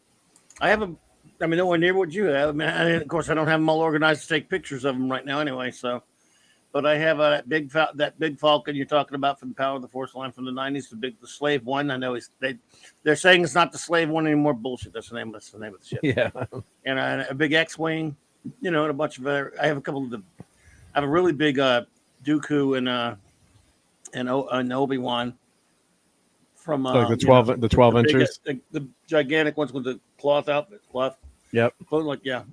Those are nice. Yep. And and a big Luke like that, and a big Boba Fett like that, and a few other nods and ends and stuff. But I didn't bring any of that tonight, folks. But I did bring probably my only really Star Wars prized possession that's different from what Mark's got. And it's not as the greatest shape as I wish it was anymore. But in 1980, they did an Empire Strikes Back portfolio with Ralph McQuarrie art, which which I got as a birthday present. And this is the folder for it. It got messed up in one of the hurricanes. Wow. This is huge. I don't know if that gives an idea how big this thing is. And here's some of the plates from it. Well, that's gorgeous. And some of them got a little bit messed up. Should have framed it a long time ago, but who knows what would have happened to it. Wow. But it's beautiful. You still have these, right? Art. Oh, yeah, I still have it. Not good. I love his art. Oh, so good. Well, he was amazing. And this is these plates. Like I said, I don't know. I think this thing's I hear it's for expensive. I don't know. Wow. Oh, wow. The chat is exploding. Everyone just thinks this is just awesome, beautiful. Oh, look at this. Wolfie just called it freaking amazing. Oh, it's beautiful. Their exclamation points abound in the chat right now. Everyone, I don't think anyone's seen anything like this in a long time, Clobby. This is a real treat for everyone. Well, the plates are still in good shape. And they're not in the greatest shape, but they're still good enough shape. I should probably, one of these days, frame them. I always say that. I got so many there's no room. I have no wall space. But I have some other portfolios. Yeah, exactly. No wall space. But I love this Ralph McQuarrie art, though. Oh, I agree. I think he did his. It ain't cheap. to buy this now too. Uh-oh. You can tell me. Well, spill the beans, Mark D with a $164 on the eBays. See, it's not bad, not compared to some stuff. Well, I mean, no, but it's gorgeous art though. Wow. Choosing the one to film, the view to frame would be crazy, you know. Like I say, as you can see, my this is the folder for it. It's kind of got really messed up. The plates are in good shape, right? Yeah, fairly decent shape though, as you can see. I don't know, man. I just love there's one for speeders. $100 in Quebec. Yeah, these are. So that would probably be around $80 for you. $80. Yeah, wow. That's beautiful gorgeous. art. Yeah, his art is just so wonderful. Oh, God, and it would probably be cheap coming out of Quebec. Well, it's nice to know it's not too ridiculous in price. Oh, I think Mark's buying it right now. Well, I can't leave Quebec. Yeah. check the shipping, because where you are in relation to where that's coming from. It's only $15 shipping from Canada. That's what I was just gonna say. Yeah, that's Return of the Jedi one. That's a very, very good location for you to order from, Mark. Cal says, I have the Return of the Jedi version of that portfolio collection. My father got it for me when I was a kid. One of the best gifts I've ever gotten. Yeah, I got this one in 1980 when I think, or 81 when it came, whenever it came out. Also, hey, Dad, man, good to see you, buddy. Hey, Dad, man. And I don't know where it is exactly at the moment, but I also got the first edition of The Art of the Empire Strikes Back, which is a wonderful book. So because he created a lot of these designs. So Rob McQuarrie was just a great artist. Yeah, Dad, sweetheart, don't be sorry, sweetie. Don't worry about it. It's just three friends shooting the bull with a bunch of other friends. You're not late. Grab a chair. The campgrounds. Grab yourself some unicorn ice cream and let's do this. Hey, Roll Tide. He's in Alabama. You're out camping, huh? All right, buddy. That's good. I'm glad somebody's having some fun out there. Man. So the prints are 14 by 11, they're saying. Yeah, they're big. They're huge. Nice. Huge prints there. And I love this one of the spider. Wolfbreaker is here, boss. Sorry to interrupt. Hey, Wolfbreaker. Hey, Wolfbreaker. Yeah, I mean, I love this one right here of the Walker with the ship flying over it, and speeder bikes. The one with Luke, right there in the ice, in the snow. That's a great one. Sorry, Jill. That's a great one there. What's wrong, Jill? Nothing. I made Jill crave ice cream, so I was just apologizing. Sorry, Jill. Sorry for the craving, causing the cravings. There. So. Anyway, yeah, that's the Empire Strikes Back. Everyone really enjoyed that, boss man. Those are gorgeous. Yeah. I never knew about those. Like, you never saw that before? No, I never knew. You learn something every day. If you can get them out of Quebec for only $80 and $15 shipping and handling, I say pull the trigs, Briggs. Pull the trigs, Briggs. You're enabling me now. You're about enable yeah. Yes, engage enabling. And Papa Delta Yankee is here. Hey, Papa Delta Yankee. Hey. Let me check our poll here. I'm going to refresh it before I do that. So Kawasaki. I'm going to check. Let me check. I have to refresh it first so we can give anyone else who is here a chance to. I hope no droids voted in this poll, though. They're droids. We don't want them here. We don't want their kind. We don't serve their kind here. They're droids. We don't want them here. Grifter is enabling you, yelling at the top of his lungs, take it if you can. And Dadman says, my sister-in-law, Raquel, my sister-in-law had her husband pick up some of that ice cream earlier tonight. So you're sitting around a campfire eating unicorn ice cream in Alabama. I want to be there. Did you have hot dogs? Did you have some tube steak today? I could go for a hot dog right now. Hot dog. There you go. I had me a pretty good burger from Checkers. I had me a Baconzilla from Checkers today. That was pretty good. A Baconzilla? And what is Checkers? Oh, my. Checkers is, it's kind of it's a smaller place. Like, I guess people similar like to maybe, and now it has no inside. It's just a drive up. And it's it's either that or Rallies. They got two owned by the same people, but they got Checkers. And again, they're just a quickie place, but I like them. You know. Yeah, well, when I come down, that's going to be the first place you take me to. Oh no, I want to go to the. Oh no, there are way better ones than that. Don't get me wrong. No, I would take you somewhere way better than that. But I'm just saying it's still pretty good. Like for example, with the Whataburger the other day, they're better. Yeah, I'm excited to try Whataburger, but I've had street food from all over the world, and people are always so concerned about going to, you know, fine dining restaurants when they travel. And granted, I do that once in a while, but I'm really a street food person. I love the hot dogs, the hamburgers, the ice cream, the tacos, I like all that stuff. We're gonna get some crap. I'll tell you for sure. We'll get some fast crap. Okay, at 61 votes, The Empire Strikes Back is still way out in the lead at 56, but Star Wars made a pretty good run back. It got back into the, not really in the race, but it did, you know, a respectable 39%. And Rehash of the Jedi still alone at 5%. It should be noted, folks. But the question is, which one is your favorite? So it doesn't mean anybody hates Rehash of the Jedi, even though I'm calling it Rehash of the Jedi because it was a rehash. But just means that more people have Empire as their favorite, like I do. But hey, you can pick anyone you want. And a lot of people love the first film a little bit more, and it's totally understandable. So there you go. Let's see here. Kal-El, oh, you've been to Checkers, I see. Guess who's here? Seasoned fries from Checkers. I'm sorry to interrupt you. Yes, Larry. What's up, Larry?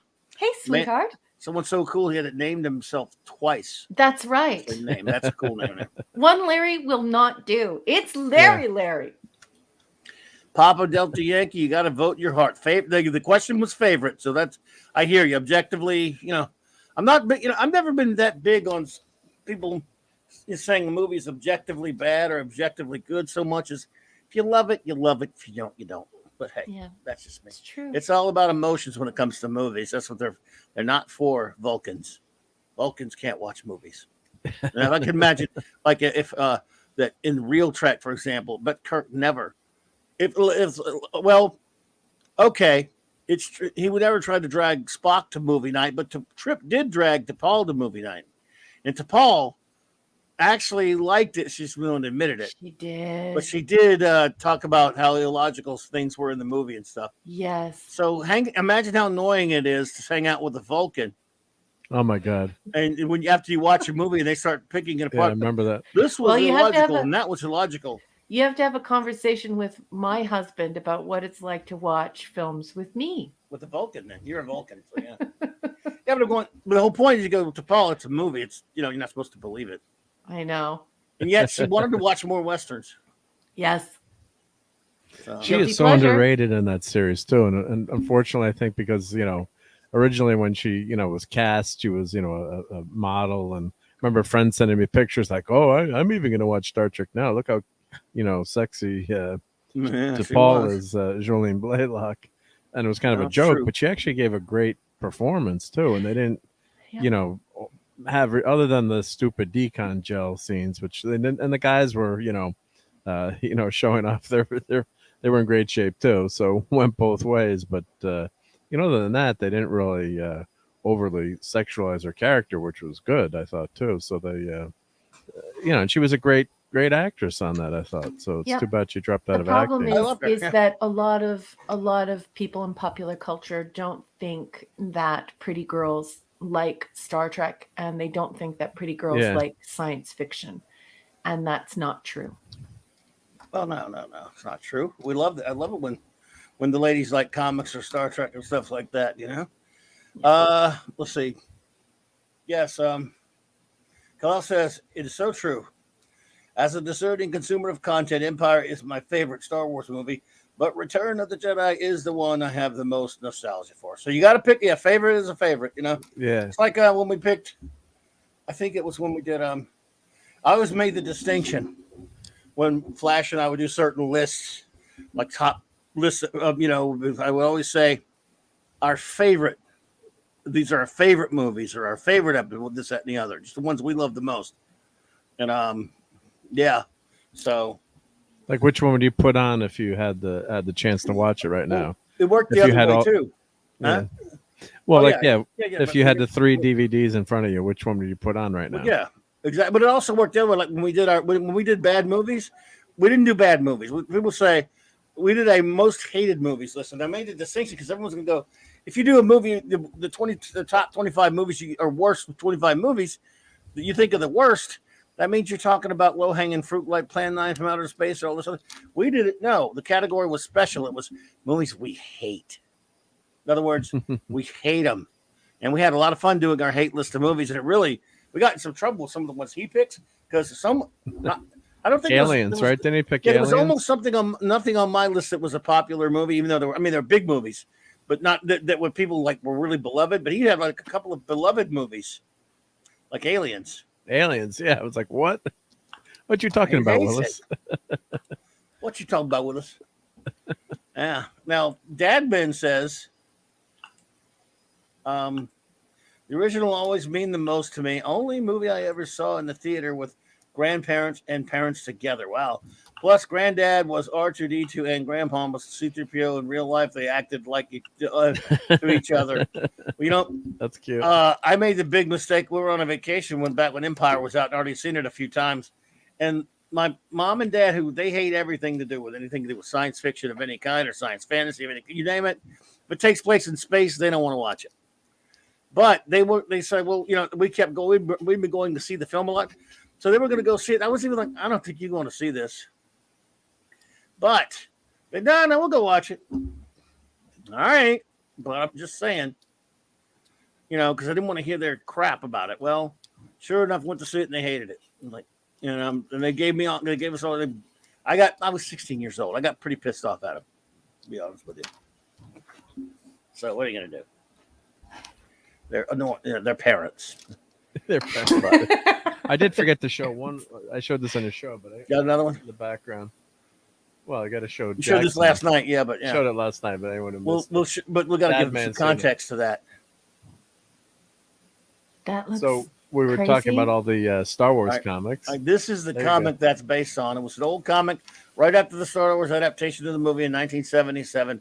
This character is so obscure. I think Jackson is the name of the character. Only appeared like once or twice, and then about a year ago, they actually do a figure on it. Wow. Just kind of funny. Yeah, now you have 2 of them. Yep, he's multiplied. Now you know those rabbits. Like funny. You know those rabbits. Yeah. So, so what happened? I pre-ordered it from Best Buy, and I forgot I had pre-ordered it. And I'm like, oh, well, they must have canceled. It didn't show up for like 6 months. I ordered another one on Fleabay or somewhere, and then like a week later, after I got this one, another one showed up. I was like, damn, those rabbits, they do multiply. Excuse me, you call it Fleabay? That's a joke with some friends. That is the cutest name for it. It is like a giant flea market, isn't it? It's Fleabay. Yeah, I can't take credit for that one, but one of my friends. That is a cherry label for eBay. Fleabay, yeah. Has anyone heard that before? I don't know. No, I haven't. I think that's terrific. No, sir. Well done. I wish Hungry Boy were here tonight, but who's ready? Yeah. Anybody ready for Tripwire, or did you have something? Yeah, let's do Tripwire. Sure. Okay, for everyone on a regular staple here on the CLOBBY'S Clubhouse, everyone, because this of course was a special night. We did a lot of Star Wars because yesterday was real Star Wars Day. And what we always make it just fun. We'll just come out with like off the cuff topics. Star Trek, we talk Trek, everything geekness, is fair game. But we always have a little bit of a comic segment. And for did you take your blood pressure meds? No, I'm not going to be really all that put out by this. Well, you'll see. There are 2 of them. We got 2 entries tonight. There's an online mag called excuse me, hang on a second. Damn it. Called Tripwire, which has started a list sometime last year called the top 101 greatest comic book artists of all time. And they didn't consult me. So we already knew they were, hey, Captain James T. Skywalker right there. So automatically, it's valid. They didn't check with me, right? and I've been ragging on it quite a bit. I did a whole stream where I busted their chops, so they were down like at that point around like they were in the 50 something or other, and how ridiculous their stupid ass list is because they just don't know what they're talking about. Really, these are people that don't know anything about comics. So we're down now to the latest. In each week we cover it when they do it. Sometimes they go a whole week without doing anything. Then they'll have 2 or 3. They're just. So we had 38 last week. Was a horrible garbage joke of someone that didn't belong on there. So now we are at 37. Let me and don't worry, everyone. This won't take long. Drum roll, please. But I was hoping Hungry Boy. Well, if you hear this on the later one, Hungry Boy, let me know what you think. Yeah, chime in, All right. please. This is not quite as egregious an example as George Perez being at, what was it, 46, which was preposterous. Yeah, that was and ridiculous. Some of the other really horrible ones, like how low they have Gil Kane and how low they have, Wally Wood or whomever, and some others. So, and the guy who did the dirty stuff. What? They put the guy who did all the dirty stuff. Last week they had one of the most loathsome scumbags. Yeah, they had Robert Crumb as number 38 last week. Would you consider him a crumb bum? I've always called him a crumb bum. So to have George Perez at 40, well, look, there were guys in the 90s that should have been way up there. So they just don't know what they're talking about. I'm sorry. I'm calling it out, and I thought I'd scared them off of doing this because they went a couple of weeks, didn't do anything. Okay. I wish Steve Mitchell was here because this is one of his favorites. They've got Bill Everett at 37. This is someone that at least belongs as close to the top 20. That's higher up than some people. It's still too freaking low. Bill Everett was a genius. He was a master of comic book art. One of the greats. Created the Submariner. Created Daredevil. He was just one of. Again, one of the founders too. Wouldn't you give people more credit too when they're the earlier pioneers as well, or a large body of work? Yeah, he worked for a long time, and he did some of the earliest great comics. I like that. Pathetic. I like that. And this is Golden Age stuff. Right, he did Venus. He did the Venus. She was actually a timely work. Did it for timely characters. Oh, that looks Atlas. Too scary for me, but I like that. But he's a good artist. Yeah, the art is terrific. I love the look of it. I love the mood. It's really nice. This is this is as classic as it gets for Marvel. The array, of course. He created the Submariner. Yep. He did some. He was just a brilliant artist. Again, he certainly belongs above probably a lot of the people that are going to be ahead of him. I'm going to guess.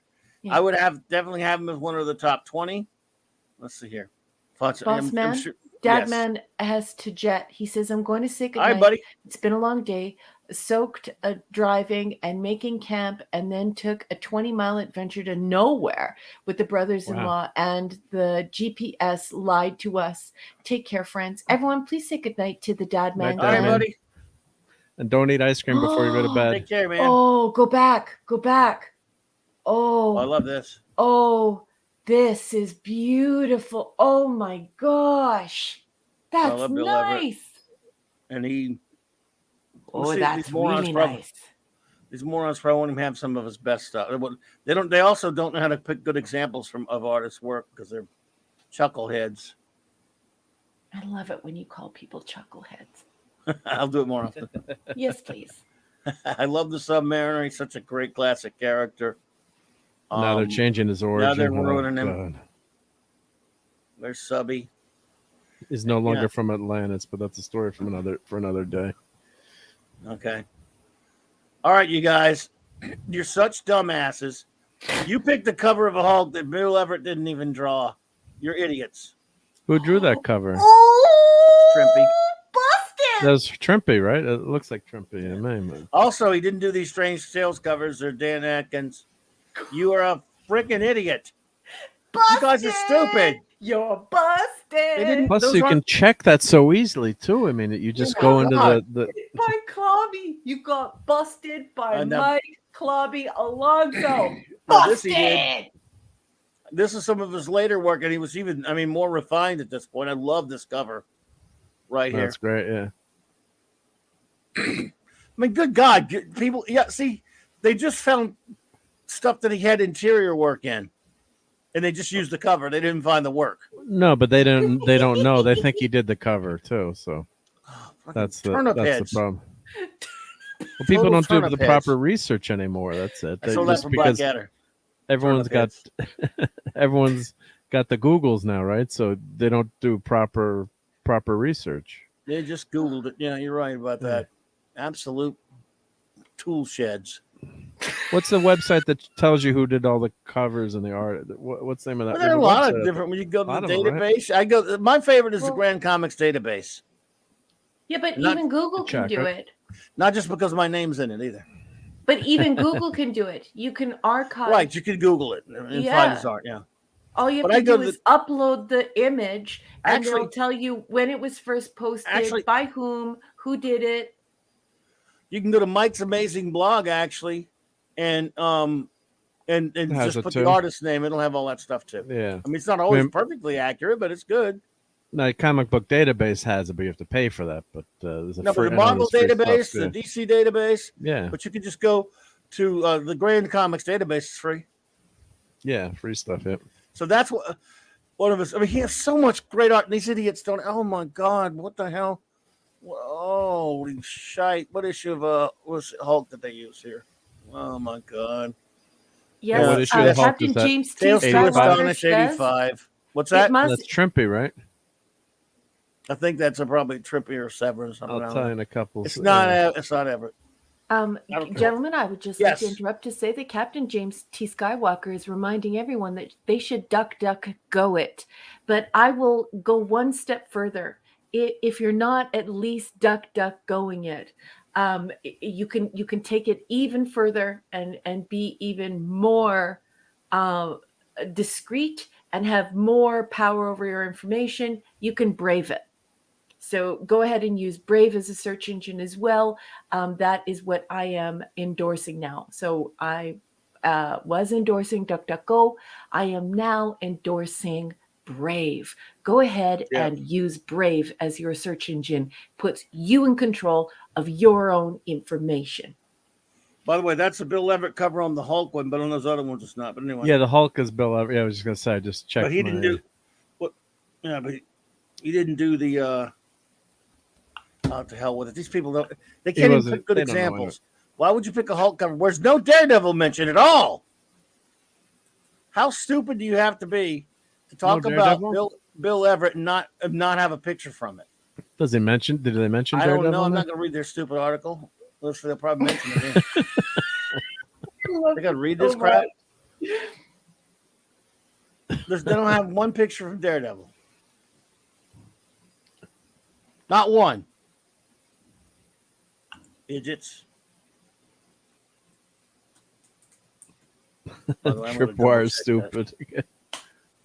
Tripwire is stupid. Oh my God. Okay, so number 36 is okay. This is another one where again, Everett really shouldn't be above Perez, and I love Bill Everett. I love him. Now Steve might disagree with that. I don't know because he's a big fan of. All right, now Bernard Bailey, I have every respect for. Great Golden Age artist. He's 36. That means you got him above Gil Kane. You got him above Bill Everett. You got him above George Perez. Criminal. Gene Cole. I mean, what is wrong with you people? The order is just so screwed up on this list. Where they're getting the order for this stuff. The picks aren't bad, but the order. Turnip head. That's what's wrong. Turnip head. Yeah, they are a bunch of bloody turnip heads. Turnip heads. Stole that from Blackadder. All right, let's see. All right. And this one says published by admin.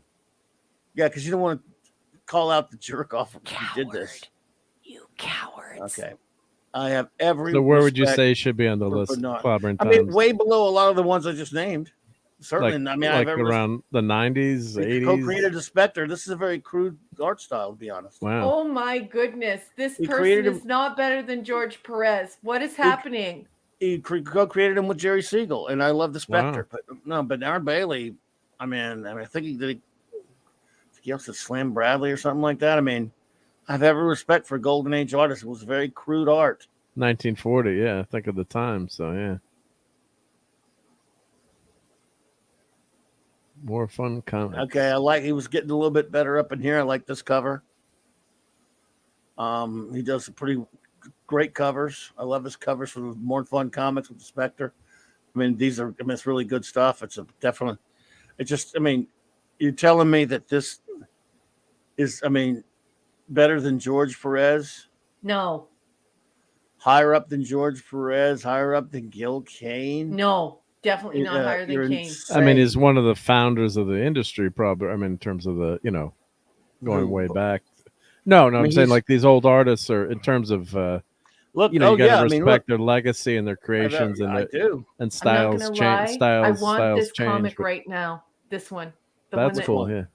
One with the scuba thing. Yeah, I want that. I want it. Like an 8-year-old who wants a chocolate bar in Safeway. I want that. I want it. Oh, maybe I could print you a big one. About weird. Really? I would frame it. That's easy to print. Oh, that's easy to print. Yeah, I could download them. I have a photo printer. Yes, I could. Oh, I will totally frame that and put it up in my office. Sure. They started doing like horror comics. I remember that. I mean, like I said, I have every respect for Bailey. Print that one. Yeah, print that one. That's scary. Yucky. You don't like the scary ones? How about that one there? I hate the scary stuff. What about the one there with the mummy and the girl right there? No, she's cute, but that mummy's too scary. It's got what they call did you know that in the old price guides that price, what would be next to that? I'm not kidding now. It would the price and make it a higher price. What? Quote, a bondage cover. Yep. I kid you not. In the old comic book price guides, it would make the comic more valuable. Huh. Oh yeah. That's a beautiful cover. I mean, it's nice, but I just find the mummy too scary. Ooh, yeah. Oh my God, what the heck is that? Yeah, but these were some weird ass comics he did. That's why they got him high up there. Because they like crazy weird shit. Oh, anti-derivative Jill, you're okay with scary. You need to buy J-Man's stories. J-Man is an author, and he's starting to sell his short stories on Amazon. Yeah. He should. Oh, he's got scary ones? He did warn me that the story that I bought might be too scary for me, so I have to have somebody else pre-read it for me. But the thing is I'm making everyone I know and love buy J-Man's stories anyways, and his wife's stories and poetry as well. So that's Tripwire's BS for the week, folks. They are dumbasses, asses of dumbness, because they can't even pick the right stuff to show when they do showcase an artist's work. Imagine having a dumb ass and being a turnip head simultaneously. They're dumbass turnip head freaking prats. I'm trying to think of some Blackadder insults. They're Borgus frats. Oh, that's Scotty. They're tool sheds. Oh, that's Ace Cast Iron. That's when he calls people school sheds.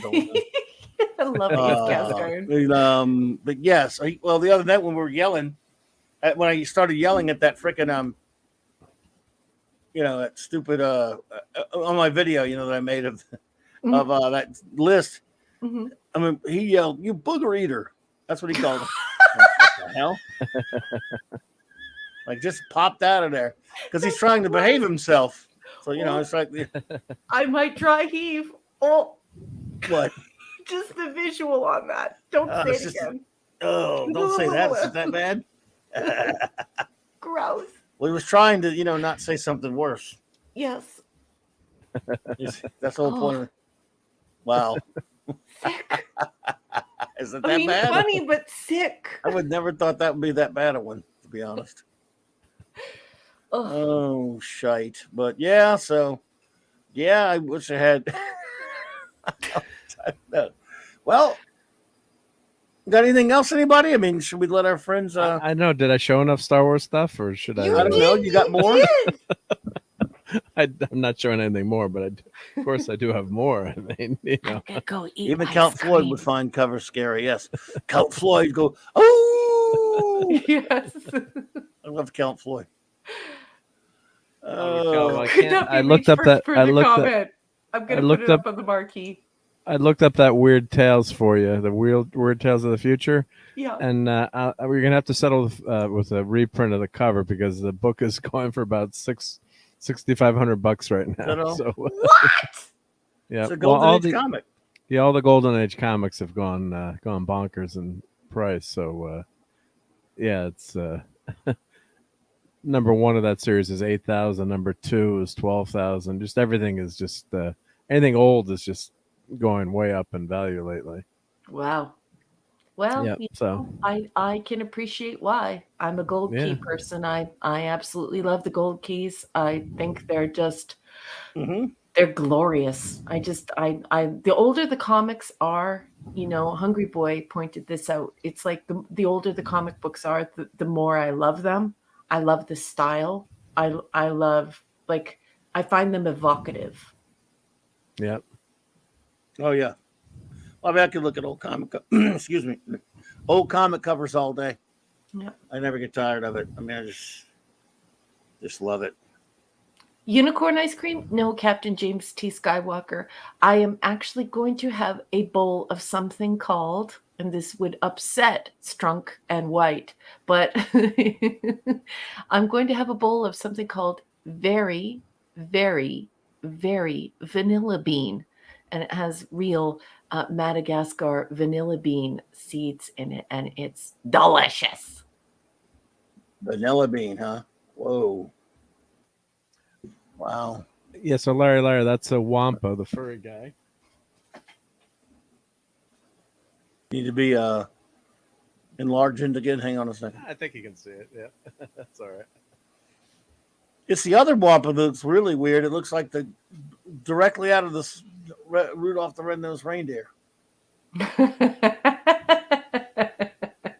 Oh, it does.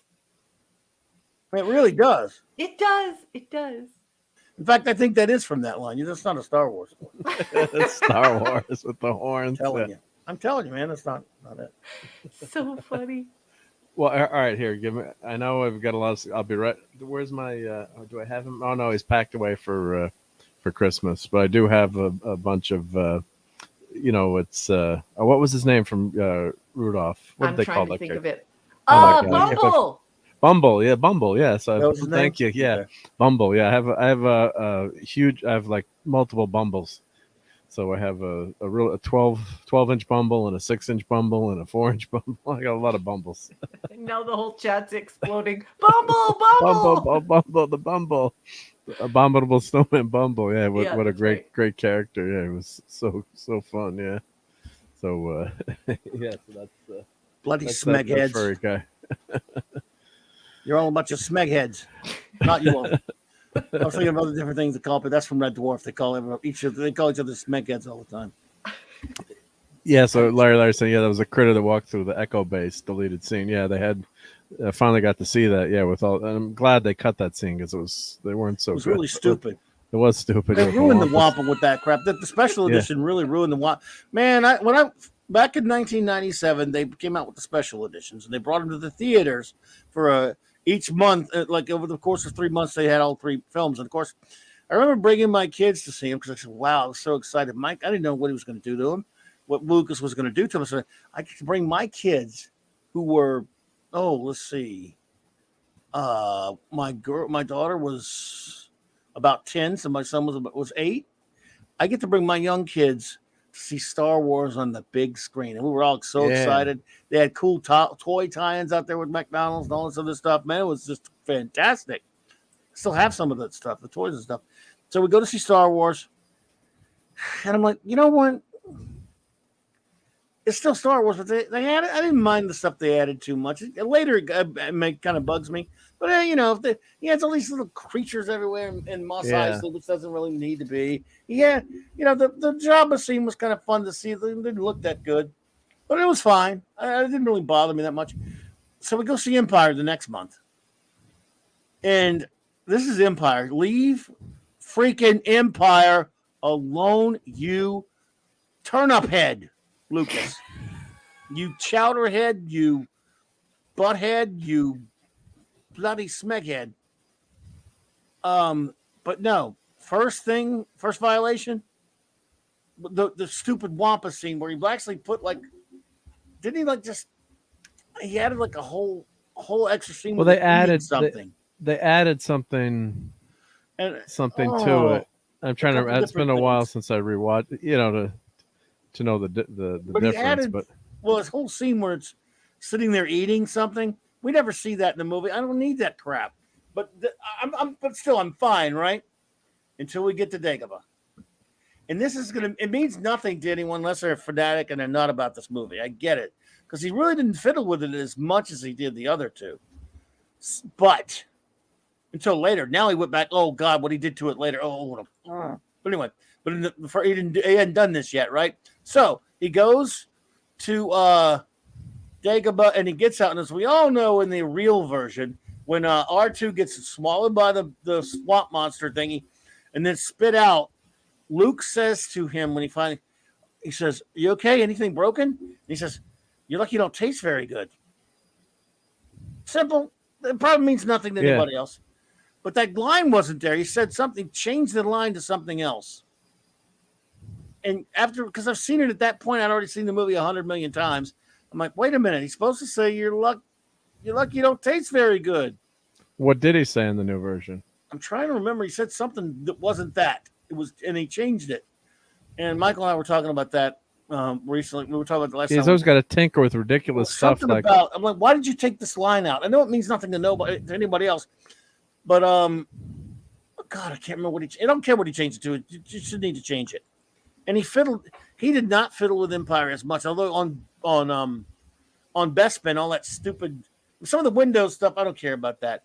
But he added like a whole new scene with Vader saying, "Have my shuttle ready." You already had a scene where he said that.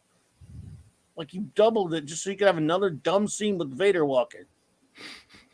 I don't know. Yeah, because I don't, as the engineer, I love to change things, but like I didn't mind where they, if you want to go back and clean up some of the footage or maybe add a couple of, the technology changed so they fix the scratches and make the audio better. That was one of the great things they did in TMP was they went back and they fixed the audio and added new, they have the ADR, the recorded dialogue, and they cleaned it up so you can enjoy the movie as it was. And the main thing that George never did, which pisses me off, is all right, you want to do your special edition, give us the original then too. When they refused to give us the original, the SOBs.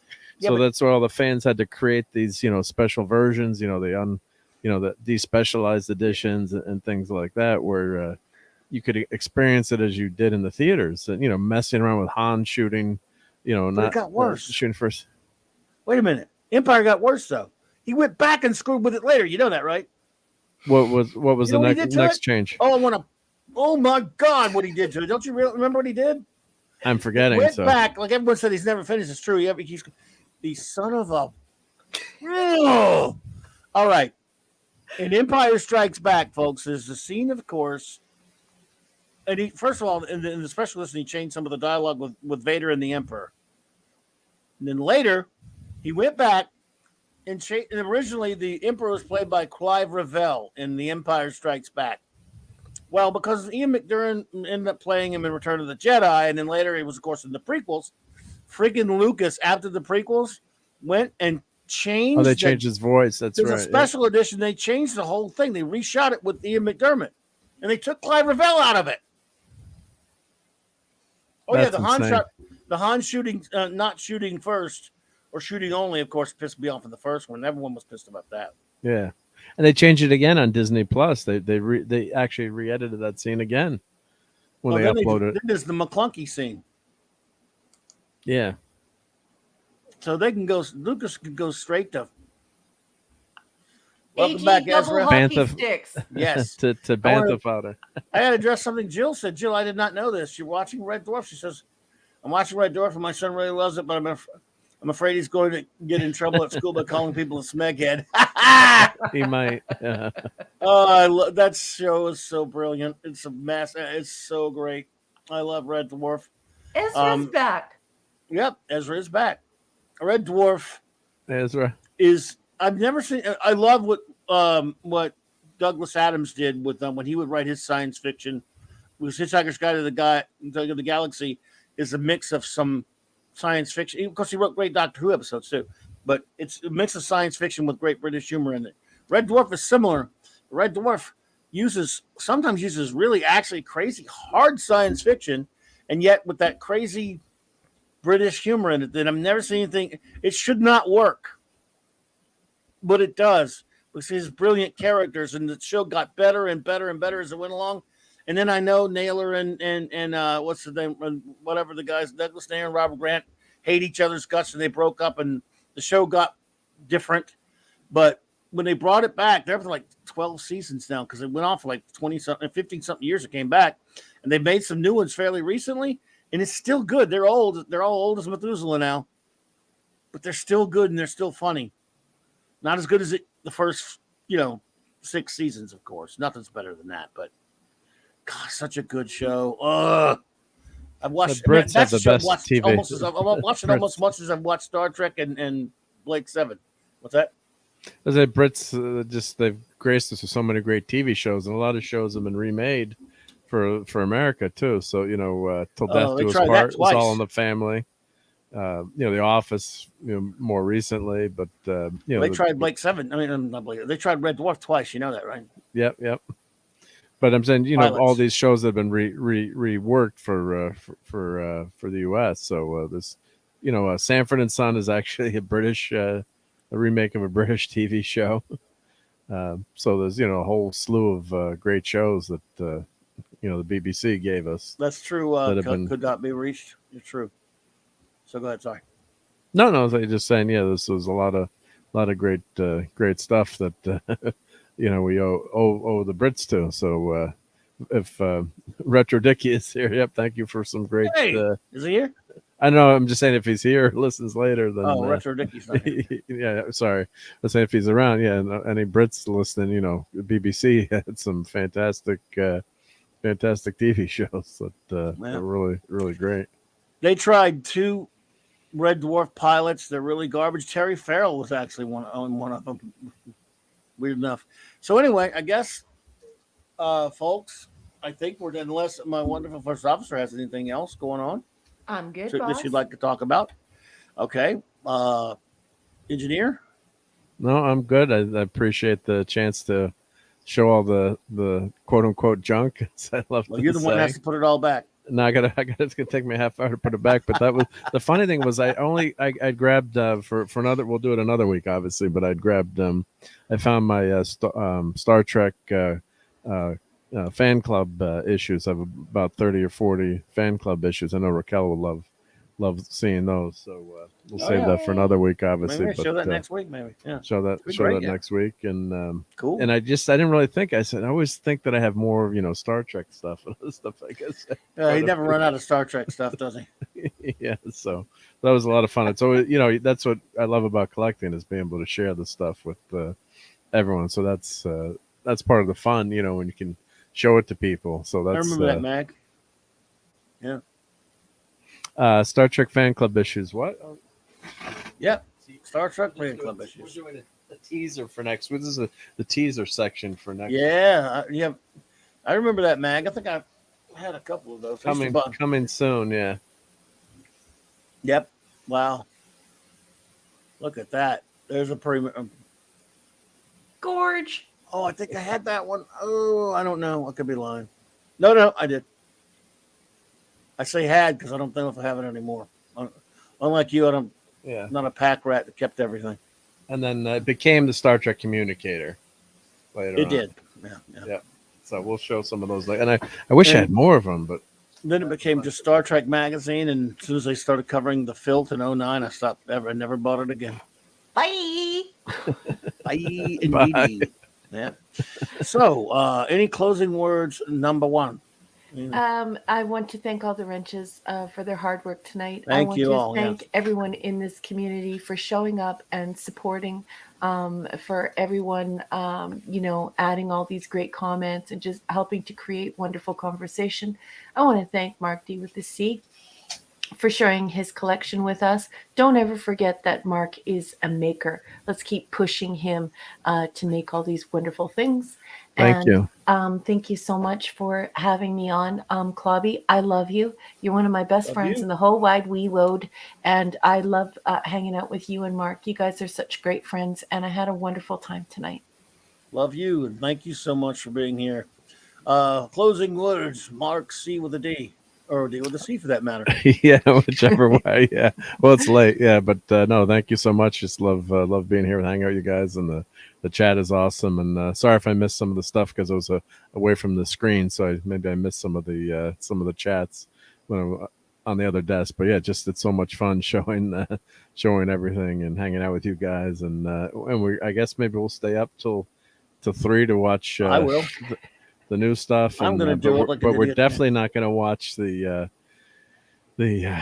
Gorn showing up again. Oh, sure don't get me started on that. So yeah, maybe we will. But no, it's been a lot of fun, and everyone, it's in the United States, it's Memorial Day, so it's too often it becomes like Memorial Day weekend. Yeah, too often it becomes people forget that. I think sometimes that it becomes like corporations make it like a shopping holiday, but it's a time to honor everyone who's given the ultimate sacrifice in the USA, who's fought for our country, and just want to take a second to remember everyone that has given their life and defended freedom, so we can be on something like this, and we can say what we for the most part what we want on this channel, but excuse me, on YouTube, but but just a time to remember, and I think too often people say, oh, let's go have a party, but hopefully everyone takes a moment to remember what the celebration. It's not a celebration, but the remembrance is for. And with the Scouts, we march in a parade, and then we have a ceremony, and we honor. Read all the names of everyone in town who was passed away and was killed in wars, or also don't forget too. Just being in the military is dangerous. A lot of people get killed in training or various exercises, so just it's a time to remember that. And it's not you can enjoy your burgers and your hot dogs too, but just that's my Scoutmaster's minute, as we call it, just to remember remember what the holiday is, what the day off is for. So you're such a dad. I love it. Did you hear that, everyone in the chat? That was your Scoutmaster's minute. So don't forget to pause, and I'm sure every single person who has given their life for freedom in your country and around the world would definitely want you to celebrate that freedom. But just remember that freedom comes at a cost, and take a moment, a solemn moment, to contemplate that, and just give that a quiet moment of peace to show respect, and also celebrate because your Scoutmaster told you to. And well, thank you both. We'll do some show notes. We'll say our goodbyes and we'll get out of here. First show note is our poll, 62 votes. Thank you all for participating. I appreciate you. Wow. The Empire Strikes Back. Yay, my all-time favorite movie. Oh, another skis bucket. I got him. I think I got him. One of us got him. If I didn't, someone else did. Someone else got him. Did they like Return of the Jedi? What happened? No, I'm joking. The bot. Where'd your poll go? It disappeared. Probably because you clicked on the other. No. I took it down because I put it up, and I just didn't want to interfere with any other show notes that the boss had coming. Oh, I want to do a screen capture so like. Okay. Yeah. There we go. That's screen capture. Yep. 62 votes. Thank you all for participating. My favorite movie of all time, The Empire Strikes Back, wins the race with 54%. But I'll tell you what, Star Wars, the wonderful Star Wars film, which I love just as much, did a nice, it definitely made a good show of itself at 40%, and deservedly so. And Rehash of the Jedi got the 4% it deserved. If you voted for that, and hey, don't worry about it. We still love you. And hey, I love that movie too. I don't believe you. No, okay. I guess you're allowed to love it if you want to. I'm allowed to. Yeah, you're allowed to. Yeah, we'll allow it. So, show notes. This Saturday night, please join us as always for Saturday Night Star Trek. 4 more thrilling episodes. Dun, dun, dun, dun. Indeed. Wow. In the 735 Club proceeds in its ongoing mission to explore crappy new episodes. Just kidding. To explore. I'm just kidding. I'm not even saying these are crappy. They were fine. I'm joking. We're in the 7th season of T and N and G. So. And we got a Battlestar Galactica episode in the batch too. I'm just joking. Yeah. The Pegasus. Yeah. Oh. Duder. Dudashness. Anyway, so yes, same Trek time, same Trek channel, 9 p.m. Central Standard Time. Be there or be someone else. I'm going to be at a concert that night, so I might be late. I'm seeing Billy Joel, so depending on what time I get back, I'll hop in. The good die young. Yeah. Well, have a good time and kiss your cute wife's face, and don't forget to get her a T-shirt, even if she says no. Yeah, and no offense to Reba fans, but wasn't TMF at a Reba McEntire concert? He was. He wasn't happy, and he was like, "I'm enjoying listening to the Star Trek stream versus the Reba concert." Yeah. Then we threatened with singing fancy to him, and he felt so bad for TMF. Love you, TMF. Monday night Mark C Comics Talk will be on. I just don't know what it'll be yet. Please, on Tuesdays I'll be on Loki's channel for our monthly DC animated film review. It'll be Green Lantern First Flight. That'll be 8 p.m. Central Standard Time, again on the Great Stone Loki's channel. Please check out my newest videos. One was a snippet from last week's Monday night Mark C Comics Talk, in which I tell Collider what a bunch of morons they are, and I yell too much and say bad words, and I would apologize, but it would be insincere because Collider deserves it. To hell with him. And I have this video in celebration of Star Wars Day yesterday. I released it, but the true meaning of Luke Skywalker defined by the great retro blasting, my great retro blasting buddy Michael French. He does a wonderful job explaining. This was a snippet from an old show we did a couple of years ago in 2020 for the 40th anniversary of The Empire Strikes Back. And again, he defines Luke Skywalker better than anyone ever could. And he is an extraordinary gentleman, and I appreciate him for it. July 1st, Iconicon 2, Electric Boogaloo. And they're not really calling it that. Indeedishness. And I will be hosting a panel, and that'll be a Friday, I think.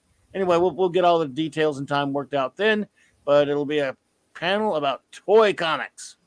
And I'm looking forward to that. I love my retro blasting friends. And now, everyone, thank you so much for being here with us tonight. The wonderful, the lovely, our amazing communications officer and to Derivative Jill. Thanks for being here, Jill. Take care, Jill. Let's see who else was there with us this evening. Max Redstone, thank you for being here, buddy. Oh, I'm not going to see Reba. I'm going to see Billy Joel. Claude was here, but we're not going to clap for him. Minimus, Pleasant Valley, California. Is it California? It says CA. Just kidding. CA means Canada. Night BC. I know. I just can't. I look when I see that. It's just Ezra Goldstein. Thank you for being here. Ezra. And you won't be watching Kenobi. Duly noted. Can't blame you. Grifter, thank you for being here. Appreciate you. Captain James T. Skywalker. Thank you. The great master of all that is the Bronze Wrencher. Wrenching. Thank you as always, Eric K, for being here, buddy. Appreciate you, bro. Also, the great Chris Persia. I think he had to left, but hail to Chris Persia. And yes, Larry, indeed. It was our own special announcer, Howard Cosell. He is a big fan of Larry. The man so nice they named him twice. The master of disaster. The greatest. What an amazing football player he is. Sorry. I can't stop now. I may do it this way the whole long. Let's see. Could not be reached for further comment. Is here. Good night. What's it? Thank you so much for being with us tonight. Naked HD, thank you for not. I'm just kidding. Who else we got? Gwagnar, thank you for being here tonight. Who else? Kal-El the Great, Super One. It is always fascinating and wonderful to have you here, my good friend, as well as the great Oliver Belamonte was here with us tonight. No, I cannot stop being Howard Cosell now. I'm sorry. I am stuck in Howard Cosell mode. Ezra Goldstein, thank you so much for being here tonight on the big show. I'm sorry. Dandy, Don Meredith, and Frank Gifford are here with us tonight as well. Let's see. Sorry. David Rayborn, my great cousin, was here. Could not be reached for further comment. I already said him.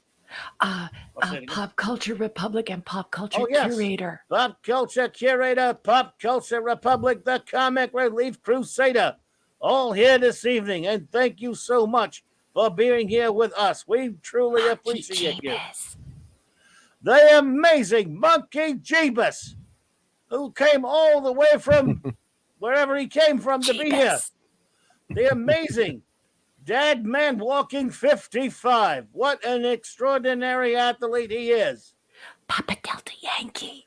Papa Delta Yankee and the Woke Breaker. What a combination. They were both here this evening. Truly a legendary bunch of performers we have, ladies and gentlemen. I have not seen the like of that since Super Bowl 13. What about Wolfie? Did we say Wolfie? Wolfie 762, a true legend in his own time. I didn't say mine. It's a time. Wolfie. Sorry. Did we get Phantom Outsider? The Phantom Outsider was here tonight. He truly is a legend in his own mind. But that's okay. He's a legend in mind, too. Phantom Outsider. Spider-Man. Canadian Spider-Man. We all know he does what a Canadian spider can.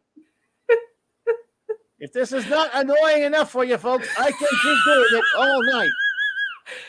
Scotty, R37 was here, and he beats all of the other Scotties because he's R37. I don't even know what that means. We don't know the significance, but we love you anyway. Oh, thank you. Howard Cosell can't whisper. Okay, I think that's everyone, boss. Yeah, I think we covered everybody. I think we've got just about everyone. All I will say is we are going to end the broadcast tonight. If there is anyone out there we did not cover, it just means that I am a senile turnip head, and that's just the way it is.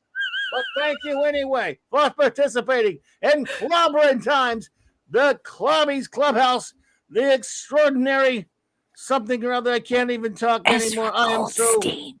You should do Collider as Cassell. The Collider. Collider as Cassell. This Collider, this moron, tonight on Clobbering Times. Good night, everybody. I hope you didn't mind me yelling like this all this time. Don't worry. It will be its own revenge on my voice. Sax. Oops. What, do you survive? Is Clobby back or is Cosell still here? Oh, Zacharot was here tonight. And Sax. And Ace Cast Iron. Zax. Oh, yes. I almost forgot. The great Ace Cast Iron was here tonight. And Zax and Zacharot. Thank you all for participating. I hope I didn't miss anyone else. But if I did, remember I am Jobber. Oh, my goodness. Just Joe 47 and Jabba. Jabba was here tonight. We're going to keep coming up with it. Yeah, I'm glad you remembered him. I didn't go back. Topher was here. Thank you, Topher, for being with us here on the big show tonight. Anybody else? The Comic Relief Crusader. I already said him. Okay. I said it, but I'll say it again. Mckenzie Draws is here. That comic, is it really? Where? He just popped in. Oh, my Mckenzie goodness. Draws. Just as we're saying goodbyes. Mckenzie Draws, it is good to have you here tonight. Sorry I'm talking. Mckenzie, by the way, I hope I can hang out. Well, I'm sorry I was not able to do it this past week, and I appreciate the invite, but I was that was Sunday. I went to see Star Trek the Motion Picture and went. Oh, Eric Carroll, hello there. Eric's been lurking. Good to see you, Eric. Hey, Eric. But indeed, fine Irishman indeed. But Mckenzie, always a pleasure to see you there, and I hope to hang out with you soon. Appreciate it, everyone. Now, Oh, and then I just mentioned I'll be on this Sunday night, hopefully with Sunday Night Geekery will be on, even though it's Monday off tomorrow. On that weekend, it's a holiday. Oh yeah, Sunday Night Geekery. Pleasant Valley Picker would like you to call his name out in Howard Cosell again because he enjoys it. Pleasant Valley Picker is one of the greatest, most legendary pickers of Pleasant Valley things of all time. I don't know, Mckenzie, why Raquel is whispering. I am not sure. It is a conundrum that we will try to figure out. She may have whisper syndrome. I don't even know what that means. But can it core an apple too? I think it can core a apple. I don't know if it may be a crappy Howard Cosell, but it's a loud Howard Cosell, so that's all that matters. And again, I wonder how many people even know who Howard Cosell is. Maybe people here are old enough to know who Howard Cosell is, but it's because we're old. Only us old people know who Howard Cosell old enough is. If you're old enough to see Star Wars in theaters the first time. You'd remember Howard Cosell. Yeah. If you saw Star Wars in the theaters in the 70s and 80s, yes, you're old enough to know who Howard Cosell is. I actually saw him on a trip we went to New York City for a trip, and everyone's like, Howard Cosell's walking on the street. Everyone on a school bus were waving to him, and he waved back. Wow. Crazy. It was pretty fun. It's a jockocracy. Everyone, I'll tell you what, it is a geekocracy, in fact, around here.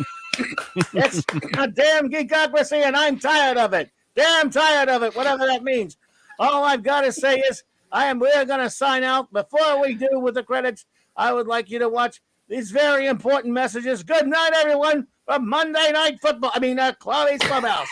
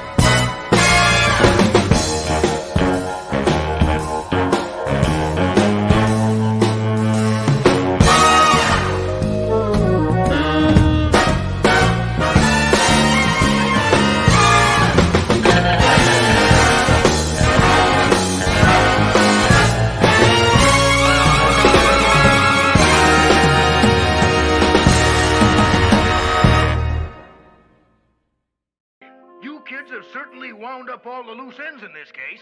Blasted meddling kids.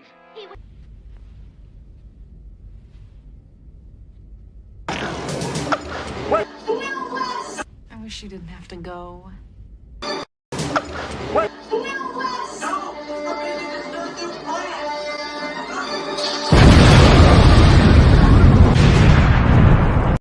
Crap, crap, crap, crap, crap, crap, crap, crap, crap, crap, crap, crap, crap, crap, crap, crap, crap.